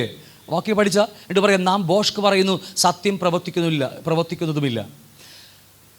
8-ാം വാക്യം പറയുന്നു, സത്യം നമ്മിൽ ഇല്ലാതെയായി. 10-ാം വാക്യം പറയുന്നു, അവനെ അസത്യവാദിയാക്കുന്നു, അവൻ്റെ വചനം നമ്മിൽ ഇല്ലാതെയായി, അല്ലേ? ഒരേ കാര്യം പറഞ്ഞു വരികയാണ്. മരണത്തിലുള്ള പാപത്തെക്കുറിച്ച് 1-ാം അധ്യായം മുതൽ പറഞ്ഞു വരികയാണ്. എന്താ? സഹോദരനെ സ്നേഹിക്കുന്നില്ല, നാം ബോഷ്ക്ക് പറയുന്നു, സത്യം പ്രവർത്തിക്കുന്നില്ല, നമ്മിൽ സത്യം ഇല്ലാതായി തുടങ്ങി, അല്ലേ? ക്രിസ്തു വചനത്തിൽ നമ്മുടെ ഹൃദയത്തിൽ നിന്ന് ഇറങ്ങിപ്പോയി. അവനെ അസത്യവാദിയാക്കുന്നു, അവൻ്റെ വചനം നമ്മെ ഇല്ലാതെയായി. 2-ാം അധ്യായം പഠിക്കുമ്പോൾ 4, 3, 4, 7, 9, 11 വാക്യം പഠിക്കുമ്പോൾ നമുക്കിവിടെ കാണാൻ കഴിയുന്നത് അവനെ അറിഞ്ഞിരിക്കുന്നു എന്ന് പറയുകയും സൺഡേ ചർച്ചിൽ വരികയും അവൻ്റെ കൽപ്പനകളെ പ്രമാണിക്കാതിരിക്കുകയും ചെയ്യുന്നവൻ ആരാകുന്നു? കള്ളൻ. പേര് കണ്ടോ? ഒരു വിശ്വാസീനെ വിളിച്ച് വചനം പറയുന്ന പേരാ. അവനാരാ? കള്ളനാണ്. അവൻ വരുന്നുണ്ട്, ശരി തന്നെയാ. പക്ഷേ മരണത്തിലേക്കുള്ള പാപമാണ് അവൻ ചെയ്യുന്നതെങ്കിൽ അവൻ ഈ ചെറിയൊരു പാപം ഇതിനിടയിൽ മറഞ്ഞു കിടക്കുക. നമുക്കറിയാം, സഹോദരന്മാരുമായുള്ള കഴിഞ്ഞ മാസം പഠിച്ച ഒരു പ്രശ്നം പരിഹരിക്കുന്നില്ലെങ്കിൽ നമ്മെ മരണത്തിലേക്ക് കൊണ്ടുപോകുമെന്ന കാര്യം മറന്നു പോകരുത്. നമ്മൾ കഴിഞ്ഞ ദിവസം പഠിച്ചതാണ് 10,000 താലന്ത് കടപ്പെട്ടവനെ കുറിച്ച് പഠിച്ച ഓർമ്മയുണ്ട് നിങ്ങൾക്ക് എല്ലാവർക്കും അറിയാലേ, അല്ലേ? ഒരു യജമാനൻ ഇളച്ചു കൊടുത്തത് അവന്. എന്നിട്ടും കൂട്ടു സഹോദരൻ്റെ ഒരു 100 വെള്ളിക്കാശ്, ഒരു ദിവസത്തെ വേതനം, ജോലി അവൻ ഇളച്ചു കൊടുക്കാത്തത് കൊണ്ട് 15 വർഷം ഒരായുസ് കൊണ്ട് നേടിയാൽ 1 താലന്തൊക്കെ കിട്ടത്തുള്ളൂ, അത്രയൊക്കെ ഉള്ളൂ. ഇത് 10,000 താലന്ത് എത്ര അല്ലേ? ജന്മങ്ങൾ ജനിച്ച് വന്നാലും സമ്പാദിക്കാൻ കഴിയാത്ത വലിയ കടമാണ് യജമാനൻ ആ മനുഷ്യനെ ഇളച്ചു കൊടുത്തത്. പക്ഷേ അവൻ തിരിച്ചു പോകുമ്പോൾ അവൻ്റെ കൂട്ടുദാസൻ ഒരു 100 വെള്ളിക്കാശ്, ചെറിയൊരു വേതനം ഇവന് കടപ്പെട്ടിരുന്നു. അവനെ കഴുത്തിൽ കയറി പിടിച്ചു, അവൻ ജയിലാക്കി, അല്ലേ? അത് കണ്ട് കൂട്ടുദാസൻ യജമാനന്റെ അടുക്കൽ പോയി പറഞ്ഞു, നീ ഇളച്ചു കൊടുത്തവൻ എന്ത് ചെയ്തു? അവൻ്റെ കൂട്ടുദാസനെ കൊങ്ങക്ക് പിടിച്ച് ജയിലാക്കിയിരിക്കുകയാണ്. എന്നിട്ട് കർത്താവ് പറയുക, നിങ്ങൾ അങ്ങനെ യജമാനൻ കോപിച്ചു, അവൻ കടമൊക്കെയും തീർക്കുവോളം അവനെ ദണ്ഡിക്കുന്നവരുടെ കയ്യിൽ. ഇത് മറന്നു പോകരുത് ഈ വാക്യങ്ങളൊക്കെ. നമ്മൾ ദൈവം പറയുന്ന വ്യവസ്ഥകൾ നാം തുടർന്ന് ചെയ്യുന്നില്ലെങ്കിൽ ഇതുപോലെ ബന്ധനങ്ങളിലേക്ക് ദൈവം നമ്മൾ വിടുകയാണ്. ഒരിക്കലും കൊടുത്തു തീർക്കാൻ കഴിയാത്ത നമ്മളെ കൊണ്ടാകില്ല. പാപത്തിൻ്റെ ശമ്പളമായ മരണം അതിന് വിപരീതമായി, അല്ലെ? അതിനൊരു കടം നമുക്ക് ആർക്കും വിടാൻ കഴിയത്തില്ല. കാരണം നമ്മളൊക്കെ പാപത്തിൽ ഉരുവായ ആൾക്കാരാണ്. മനസ്സിലാവുന്നുണ്ടോ? അപ്പോൾ ഇതുപോലെ നാം വീണ്ടും നമ്മുടെ സഹോദരന്മാരോട് കാണിച്ചാൽ ദൈവം നമ്മുടെ തലയിലുള്ള വലിയ ഒരു പാപക്കടം, അല്ലേ? നമ്മുടെ നരകത്തിലേക്ക് കൊണ്ടുപോകുന്ന വലിയ പാപക്കടം നമ്മുടെ കർത്താവ് നമുക്ക് ഇളച്ചു നൽകി. പക്ഷെ നമ്മുടെ സഹോദരൻ്റെ ഒരു ചെറിയ കടം നാം ഇളച്ചു കൊടുക്കുന്നില്ലെങ്കിൽ ഇവിടെ വചനം പറയുക, അവനെ കടമൊക്കെ തീർക്കുവോളം നാം അവനെ ദണ്ഡിക്കുന്നവരെ കയ്യിലേൽപ്പിച്ചു. നമ്മളെക്കുറിച്ച് പറയുക, ഓരോരുത്തർ സഹോദരനോട് ഹൃദയപൂർവ്വം ക്ഷമിക്കാഞ്ഞാൽ സ്വർഗസ്ഥനായ പിതാവ് അങ്ങനെ തന്നെ നിങ്ങളോടും ചെയ്യും, നമ്മോടും അതിനെ ചെയ്യും. നാം നമ്മുടെ സഹോദരനെ നിന്ദിക്കുകയും പരിഹസിക്കുകയും അവനെ നിസ്സാരമൊക്കെ എണ്ണി നമ്മൾ തള്ളിക്കളയുമ്പോൾ ഓർക്കുക, നമ്മളും നരകത്തിലേക്കുള്ള യാത്രയിൽ നിന്ന് മറന്നു പോകരുത്. ഇതറിഞ്ഞിട്ട് വേണം നമുക്ക് യോഹന്നാൻ ലേഖനം പഠിക്കാനായിട്ട്, ഇല്ലെങ്കിൽ യോഹന്നാൻ ലേഖനം നമുക്കൊന്നും മനസ്സിലാകത്തില്ല. 2-ാം അധ്യായം പറയുന്നു, അവൻ കൽപ്പനകളെ പ്രമാണിക്കുന്നുവെങ്കിൽ നാം അവനെ അറിഞ്ഞിരിക്കുന്നു. 4-ാം വാക്യം പറയുന്നു, അവനെ അറിഞ്ഞിരിക്കുന്നുവെന്ന് പറയുകയും അവനെ കൽപ്പനകളെ പ്രമാണിക്കാതിരിക്കുകയും ചെയ്തവൻ ആരാ? കള്ളനാകുന്നു. 7-ാം വാക്യം പറയുന്നു, ആ പഴയ കൽപ്പന തന്നെ നിങ്ങൾ കേട്ട വചനം എന്താണ്? ആ പുതിയ കൽപ്പന ആദ്യം മുതലുള്ള പഴയ കൽപ്പന എന്താണ്? പഴയ കൽപ്പന ആ സഹോദരന്മാരെ സ്നേഹിക്കുക, ദൈവത്തെ സ്നേഹിക്കുക, ഒപ്പം തന്നെ സഹോദരനെ സ്നേഹിക്കുക. വാക്യം 9, ഇന്നയോളം വെളിച്ചത്തിലിരിക്കുന്നു പറയുകയും സഹോദരനെ പകക്കുകയും ചെയ്യുന്നവൻ ആരാ? ഇന്നയോളം, ഇപ്പോൾ വരെ എവിടെ ഇരിക്കുന്നു? ഇരുട്ടിൽ. അവൻ വെളിച്ചത്തിൻ്റെ മകനായിട്ടില്ല, ഇപ്പോഴും ആയതാ, പക്ഷേ അവന് മനഃപൂർവ്വം അവൻ ചെയ്തിരിക്കുന്നു. 11-ാം വാക്യം പറയുന്നു, സഹോദരനെ പകക്കുന്നവനോ ഇരുട്ടിലിരിക്കുന്നു, പോരാ ഇരുട്ടിൽ നടക്കുന്നു, അതും പോരാ, അവൻ്റെ കണ്ണ് എന്ത് ചെയ്തിരിക്കുക? കുരുടായിരിക്കുന്നു. 4-ാമത്തെ കാര്യം പറയുന്നു, അവൻ എവിടേക്ക് പോകുന്നു എന്ന് അവൻ അറിയില്ല. ഞാൻ പറഞ്ഞ് മനസ്സിലാവുന്നുണ്ടോ? എവിടേക്ക് പോകുന്നു ഒന്നും അറിയില്ല, അവൻ പോയിക്കൊണ്ടിരിക്കുക. 15-ാം വാക്യം പറയുന്നു, അവനിൽ പിതാവിൻ്റെ സ്നേഹമില്ല. ഓരോരോ കാര്യം പറഞ്ഞു വരിക. ഇതെല്ലാം ഒന്നേ ഒന്ന് മാത്രമാണ്. എന്തോ ഒന്ന്? സഹോദരന്മാരെ സ്നേഹിക്കാതെ. കഴിഞ്ഞ മാസം ഓർമ്മയുണ്ട് അല്ലേ? സഹോദരന്മാരെ സ്നേഹിക്കാതെ ഒറ്റ കാര്യത്തിലേക്കാണ് ഇത് മുഴുവൻ വിരൽ ചൂണ്ടുന്നത്. 3-ാം അധ്യായം പഠിക്കുമ്പോൾ 8, 10, 11, 13, 14, 15 വാക്യം പഠിക്കുമ്പോൾ അവിടെ കാണാൻ കഴിയുന്നത്, പാപം ചെയ്യുന്നവൻ പിശാചിൻ്റെ മകനാകുന്നു അല്ലേ? എന്നിട്ട് പറയുക, പിശാച് ആദ്യം മുതൽ പാപം ചെയ്യുന്നവർ. താഴേക്ക് പഠിക്കുമ്പോൾ 10-ാം അധ്യായം പറയുന്നു, 10-ാം വാക്യം പറയുന്നു, പിശാചിൻ്റെ മക്കൾ ആരെന്നും ഇതിനാൽ തെളിയുന്നു, നീതി പ്രവർത്തിക്കാത്തവൻ ആരും സഹോദരനെ സ്നേഹിക്കാത്തവനും ദൈവത്തിൽ നിന്ന് ഉള്ളവൻ അല്ല. മനസ്സിലാവുന്നുണ്ടോ? നാം ദൈവത്തിൽ നിന്ന് ജനിച്ചിരിക്കുന്നു എന്ന് നമുക്ക് മനസ്സിലാകണമെങ്കിൽ, നമുക്ക് മാത്രമല്ല സഭയ്ക്ക് മനസ്സിലാകണമെങ്കിൽ, നമുക്ക് ദൈവത്തിൻ്റെ സ്വഭാവം നമ്മൾ വെളിപ്പെട്ട് വരണം. മനസ്സിലാവുന്നുണ്ടോ? എന്താ അത്? ദൈവത്തെ സ്നേഹിക്കുന്നതിനൊപ്പം തന്നെ എൻ്റെ സഹോദരനെ സ്നേഹിച്ചിരിക്കണം. അപ്പോൾ അതുകൊണ്ട് ഇത്രയും കാര്യങ്ങൾ പറഞ്ഞു വരികയാണ്. എന്നിട്ട് 14-ാം വാക്യം പറയുന്നു, മരണം വിട്ട് ജീവനിൽ കടന്നിരിക്കുന്നു എന്ന് നാം സഹോദരന്മാരെ സ്നേഹിക്കുന്നതിനാൽ നമുക്കറിയാം അല്ലേ? എനിക്കെൻ്റെ സഹോദരന് പരിഭവവും വഴക്കുമാണെങ്കിൽ ഓർത്താൽ മതി, ഞാൻ എവിടെ ഇരിക്കുന്നു. സഹോദരനെ സ്നേഹിക്കാത്തവൻ മരണം വിട്ട് ജീവനിൽ കടന്നിരിക്കുന്നു. അപ്പോൾ നാം സഹോദരനെ സ്നേഹിക്കുന്നില്ലെങ്കിൽ മരണത്തിൽ തന്നെയാണ് ജീവിക്കുന്നത്. രക്ഷിക്കപ്പെട്ടവരാ, പക്ഷേ നാം ഇന്ന് മരണത്തിലാണ് ജീവിക്കുന്നത്. അതുകൊണ്ട് ഇടയ്ക്കിടയ്ക്ക് ആൾക്കാർ പറയാറില്ലേ, എനിക്ക് ചത്താൽ മതി, പോയാൽ മതി, ഈ ദിയാൻ്റെ കൂടെ ജീവിച്ച് മടുത്ത്, ഈ കുരിശിൻ്റെ കൂടെ ഞാൻ ചുമന്നു പോകുന്നത് അല്ലേ? ഇവിടെയുള്ളവരെ കുറിച്ചല്ലേ, വേറെ ആൾക്കാരെ കുറിച്ച് പറഞ്ഞതാണ്. ഞാൻ പറഞ്ഞത് മനസ്സിലാവുന്നുണ്ടോ? ക്ലിയറാണ് ഞാൻ പറയുന്നത്. അപ്പോൾ അതുകൊണ്ട് മരണം വിട്ട് ജീവനിലേക്ക് കടന്നിരിക്കുക. അതുകൊണ്ട് ഈ മരണദൂതൻ അകത്ത് കയറുമ്പോഴാണ് നമുക്ക് അറിയാതെ പറഞ്ഞു പോകുന്നത്, പോയാൽ മതി, അല്ലെങ്കിൽ ചത്താൽ മതി എന്ന് ഒരു വാക്ക് വാവുകൊണ്ട് പറയാൻ കാരണം എപ്പോഴും അകത്തത് കയറിക്കഴിഞ്ഞു. അതിൻ്റെ ആത്മാവ്, മരണത്തിൻ്റെ ആത്മാവിനെ കുറിച്ച് ഞാൻ പറയുന്നത്. എന്നിട്ട് പറയുക, സ്നേഹിക്കാത്തവൻ മരണത്തിൽ വസിക്കുന്നു. കേട്ടോ, സഹോദരനെ സ്നേഹിക്കാത്തവൻ എവിടെയാണ് വസിക്കുന്നത്? മരണത്തിൽ തന്നെയാണ്. അവൻ്റെ അകത്ത് വ്യാപരിക്കുന്നത് മരണത്തിൻ്റെ ആത്മാവാ, നരകത്തിൻ്റെ ആത്മാവാണ് വ്യാപരിക്കുന്നത്. ഇതൊക്കെ പറഞ്ഞു വരിക. 15-ാം വാക്യം പറയുന്നു, സഹോദരനെ പകക്കുന്നവനെല്ലാം ആരാകുന്നു? കുലപാതകനാകുന്നു. യാതൊരു കുലപാതകനും നിത്യജീവൻ ഉള്ളിൽ വസിച്ചില്ല. നമുക്കറിയാമല്ലോ, കഴിഞ്ഞ മാസം പഠിച്ചതാ. സഹോദരനെ പകക്കുന്നവനെല്ലാം കുലപാതകന്മാരാകുന്നു, യാതൊരു കുലപാതകനിലും നിത്യജീവൻ വസിച്ചിരിപ്പില്ല. 4-ാം അധ്യായം 5, 6, 8, 20 വാക്യം പഠിക്കുമ്പോൾ, സ്നേഹിക്കാത്തവൻ ദൈവത്തെ അറിഞ്ഞിട്ടില്ല. ഇതേപോലെ 8-ാം വാക്യം കാണാൻ കഴിയും. സ്നേഹിക്കാത്തവൻ ദൈവത്തെ അറിഞ്ഞിട്ടില്ല. തൊട്ട് മുകളിൽ കുറേ കാര്യങ്ങൾ പറഞ്ഞു വരുന്നുണ്ട്, അതെല്ലാം സമയമില്ല നമുക്ക്. 20-ാം വാക്യം പറയുന്നു, തൻ്റെ സഹോദരനെ പകക്കുകയും ചെയ്യുന്നവൻ ആരാകുന്നു? കള്ളനാകുന്നു. പറഞ്ഞ് മടിക്കുന്ന വേണ്ട. ഈ പറയുമ്പോൾ പക്ഷേ നമുക്കിട്ട് കുത്തുകൊണ്ടാല, നമുക്കകത്ത് കുത്തുകൊണ്ടാൽ നമുക്ക് മാനസാന്തരപ്പെടാം അപ്പം തന്നെ അല്ലേ? കുത്തുകൊള്ളാൻ വേണ്ടിയാ, അല്ലാതെ മണ്ണിട്ട് മൂടി വെള്ളയിട്ട് പതപ്പിക്കാൻ വേണ്ടിയല്ല, അകത്ത് പുറത്തു വരാൻ വേണ്ടിയാ. വയലൻ്റ് ആയാലും കുഴപ്പമില്ല അല്ലേ? ഇനി വയലൻ്റ് ആയാലും ദേഷ്യപ്പെട്ടാലും ഒന്നും കുഴപ്പമില്ല, അതൊക്കെ ഓട്ടോമാറ്റിക് പുറത്തേക്ക് ചാടി പോരുകയാണ്. 5-ാം അധ്യായം 10, 12 വാക്യം പഠിക്കുമ്പോൾ, വിശ്വസിക്കായകയാൽ അവനെ അസത്യവാദിയാക്കുന്നു. പുത്രനുള്ളവന് ജീവനുണ്ട്, ദൈവപുത്രൻ ഇല്ലാത്തവൻ എന്തില്ല? ജീവനില്ല. ഒട്ടനവധി വാക്യങ്ങൾ നമ്മൾ കഴിഞ്ഞ ആഴ്ച കണ്ടതാണ്. നാം ബോഷ്ക്ക് പറയുന്നു, സഹോദരനെ പകക്കുന്ന വെറുക്കുന്നവൻ എവിടെയാണ് താമസിക്കുന്നത്? സഹോദരനെ പകക്കുക അല്ലെങ്കിൽ വെറുക്കുന്നവൻ എവിടെയാണ് താമസിക്കുന്നത്? ഒന്ന്, അവൻ ഭോഷ്ക് പറയുന്നു, സത്യം അവനിൽ പ്രവർത്തിക്കുന്നില്ല. രണ്ട്, സത്യം അവന് ഇല്ലാതെയായിപ്പോയി അല്ലേ? ഒരു വചനമോ അല്പം പോലും വചനമില്ല അകത്ത്. ഞാൻ പറഞ്ഞത് മനസ്സിലാവുന്നുണ്ടോ? ചിലരോട് സംസാരിച്ച രാഷ്ട്രീയ കാര്യം പറയും, ഇല്ലെങ്കിൽ മറ്റു കാര്യങ്ങൾ പറയും. ഇപ്പോൾ എന്നെ പോലത്തെ ആൾക്കാർ വന്നാൽ ഞങ്ങൾ ആദ്യം സംസാരിക്കുന്നത് ഷുഗർ പോലെ കുറവുണ്ടെന്നൊക്കെ ചോദിക്കുള്ളൂ ഞങ്ങൾ. കാരണം നമ്മൾ അനുഭവിക്കുന്നുണ്ട്, നമുക്ക് ഷുഗറൊക്കെ എത്രയുണ്ട്, മരുന്നൊക്കെ കഴിക്കുന്നുണ്ട്, ഞങ്ങൾ അങ്ങനെ ചോദിക്കുള്ളൂ. എന്തുമാകട്ടെ, ഇത് നോക്കി, സഹോദരനെ പകുക്കുന്നവൻ ഭോഷ്ക് പറയുന്നു, സത്യം അവനില്ല, സത്യം ഇല്ലാതെയായി, അവനെ അസത്യവാദിയാക്കുന്നു, അവൻ എൻ്റെ വചനം നമ്മിൽ ഇല്ലാതെയായി, കള്ളനാകുന്നു, സത്യം അവനിലില്ല. ഇത്രയ്ക്കധികം വാക്യങ്ങളുണ്ട്. ഇന്നയോളം ഇരുട്ടിലിരിക്കുന്നു മാത്രമല്ല, ഇരുട്ടിൽ നടക്കുന്നു, ഇരുട്ട് അവൻ്റെ കണ്ണ് കുരുടാക്കിയാൽ എവിടേക്ക് പോകുന്നുവെന്ന് അറിയുന്നില്ല, അവരിൽ പിതാവിൻ്റെ സ്നേഹമില്ല, പാപം ചെയ്യുന്ന എന്ത് ചെയ്യുന്നു? പിശാചിൻ്റെ മകനാകുന്നു. നീതി പ്രവർത്തിക്കാത്തവനാലും സഹോദരനെ സ്നേഹിക്കാത്തവനും ദൈവത്തിൽ നിന്നുള്ളവനല്ല അല്ലേ? സ്നേഹിക്കാത്തവൻ മരണത്തിൽ വസിക്കുന്നു, സഹോദരനെ പകുക്കുന്നവനെല്ലാം കുലപാതകൻ ആകുന്നു, യാതൊരു കുലപാതകനും നിത്യജീവൻ ഉള്ളിൽ വസിപ്പില്ല. എന്തോരം വാക്യങ്ങൾ എഴുതി വച്ചിരിക്കുന്നത്. ഇതെല്ലാം ഈ 5 അധ്യായം മാത്രമുള്ള യോഹന്നാൻ ലേഖനത്തിൽ എഴുതി വച്ചിരിക്കുന്ന വാക്യങ്ങളാണ്.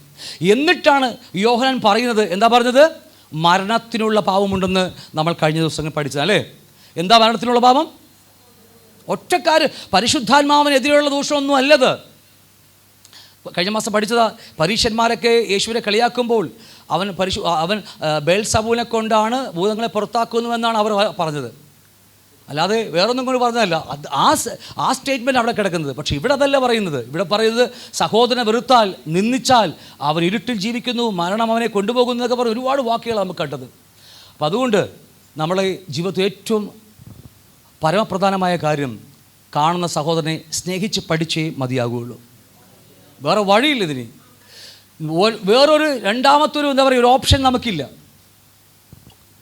കാണുന്ന ദൈവത്തെ നമ്മൾ സ്നേഹിക്കുന്നുണ്ട്, ഞാൻ എന്താ പറയുക, ഞാൻ കർത്താവിനോട് ഭയങ്കര പ്രിയമാണെന്നൊക്കെ പറഞ്ഞാലും സഹോദരങ്ങളെ സ്നേഹിക്കുന്നില്ലെങ്കിൽ ഒരിക്കലും അവർ ദൈവത്തെ സ്നേഹിക്കഴിയില്ല. അവർ സ്വയം എന്ത് ചെയ്തിരിക്കുക? ഒരു മൂട് പടമിട്ടിരിക്കുക, മരണത്തിലേക്ക് പോയിക്കൊണ്ടിരിക്കുന്നു. ഇത്ര മനസ്സിലായി ഞാൻ വിചാരിക്കുന്നു. പുതിയ ഉടമ്പടി എന്താണെന്ന് നമ്മൾ കഴിഞ്ഞ ദിവസം കണ്ടായിരുന്നു അല്ലേ? വാട്ട് ഈസ് ന്യൂ കവനൻ്റ് അല്ലേ? എന്താ പുതിയ കൽപ്പന? ആദ്യം മുതൽ നിങ്ങൾക്ക് പഴയ കൽപ്പന അത്ര ഞാൻ നിങ്ങൾക്ക് എഴുതിയിരിക്കുന്നു അല്ലേ? എന്നിട്ട് പഴയ കൽപ്പന നിങ്ങൾ കേട്ട വചനം തന്നെ പുതിയൊരു കൽപ്പന ഞാൻ നിങ്ങൾക്ക് എഴുതുന്നു എന്ന് പറയാം. അത് അവനിലും നിങ്ങളിലും സത്യമായിരിക്കുന്നു. ഇട്ട് നീങ്ങിപ്പോകുന്നു, സത്യം വെളിച്ചം പ്രകാശിക്കുന്നു. സത്യത്തിൽ ഈ കൽപ്പനയൊന്നും പുതിയതൊന്നും അല്ല. കർത്താവ് എടുത്തു പറയുന്നത് ശരി തന്നെയാണ്. പക്ഷേ ഇത് ഉൽപ്പത്തി മുതൽ ലേവ്യ പുസ്തകത്തിലുമുണ്ട്. അതുമാത്രമല്ല പുറപ്പാടിലും കിടക്കും, സങ്കീർത്തനത്തിലുണ്ട്, ആവർത്തന പുസ്തകത്തിൽ, എല്ലാത്തിലും ഇതേ വാക്ക് കാണാൻ കഴിയും. ഏതാണെന്നറിയാമോ? നിന്റെ സഹോദരനെ സ്നേഹിക്കുക. വളരെ ഇമ്പോർട്ടൻ്റ് വാക്യമാണതെല്ലാം. അവൻ നമുക്ക് തന്നതുപോലെ അന്യോന്യം സ്നേഹിക്കുകയും വേണമെന്നുള്ളത് തന്നെ. ബാക്കി 3:11 പറയുന്നു, നിങ്ങൾ ആദ്യം മുതൽ കേട്ടത് നാം അന്യോന്യം സ്നേഹിക്കണം എന്നല്ലോ ആദ്യം മുതൽ. ഹല്ലേലൂയ. അപ്പോൾ ഈ വിഷയത്തിൽ നമ്മൾ ഏതാണ്ട് ഈ വിഷയം മാത്രം നമ്മൾ 5 മാസമെങ്കിലായിട്ടാണ് അല്ലേ പഠിച്ചു തുടങ്ങിയിട്ടുണ്ടോ അല്ലേ? ഇത് അത്രയ്ക്ക് പ്രാധാന്യമുണ്ട് സഹോദരന്മാരുമായുള്ള കൂട്ടായ്മ. ആണോ? ഇല്ലെങ്കിൽ സഹോദരനെ വെറുത്താൽ ഓർത്താൽ മതി, മരണദൂതൻ നമ്മളകത്ത് കയറി കഴിഞ്ഞു, അവൻ നമ്മെ കൊണ്ടേ പോകത്തുള്ളൂ എന്ന് നമ്മൾ കഴിഞ്ഞ ദിവസം കണ്ടു. കായീനെ ഹാബേലെ കുറിച്ച് പഠിച്ചതാണ് നമ്മളെല്ലാവരും. ഇതാ നിങ്ങൾക്ക് പറഞ്ഞ് മനസ്സിലായോ? ഓക്കെ, ഡെലിവറൻസിനെ കുറിച്ച് ഞാൻ പിന്നീട് എടുത്തോളാം. ഞാനിപ്പോൾ നിങ്ങളോട് സംസാരിക്കാൻ പോകുന്നത് 3 കോടതിയെക്കുറിച്ച് പറയാൻ പോവുകയാണ്.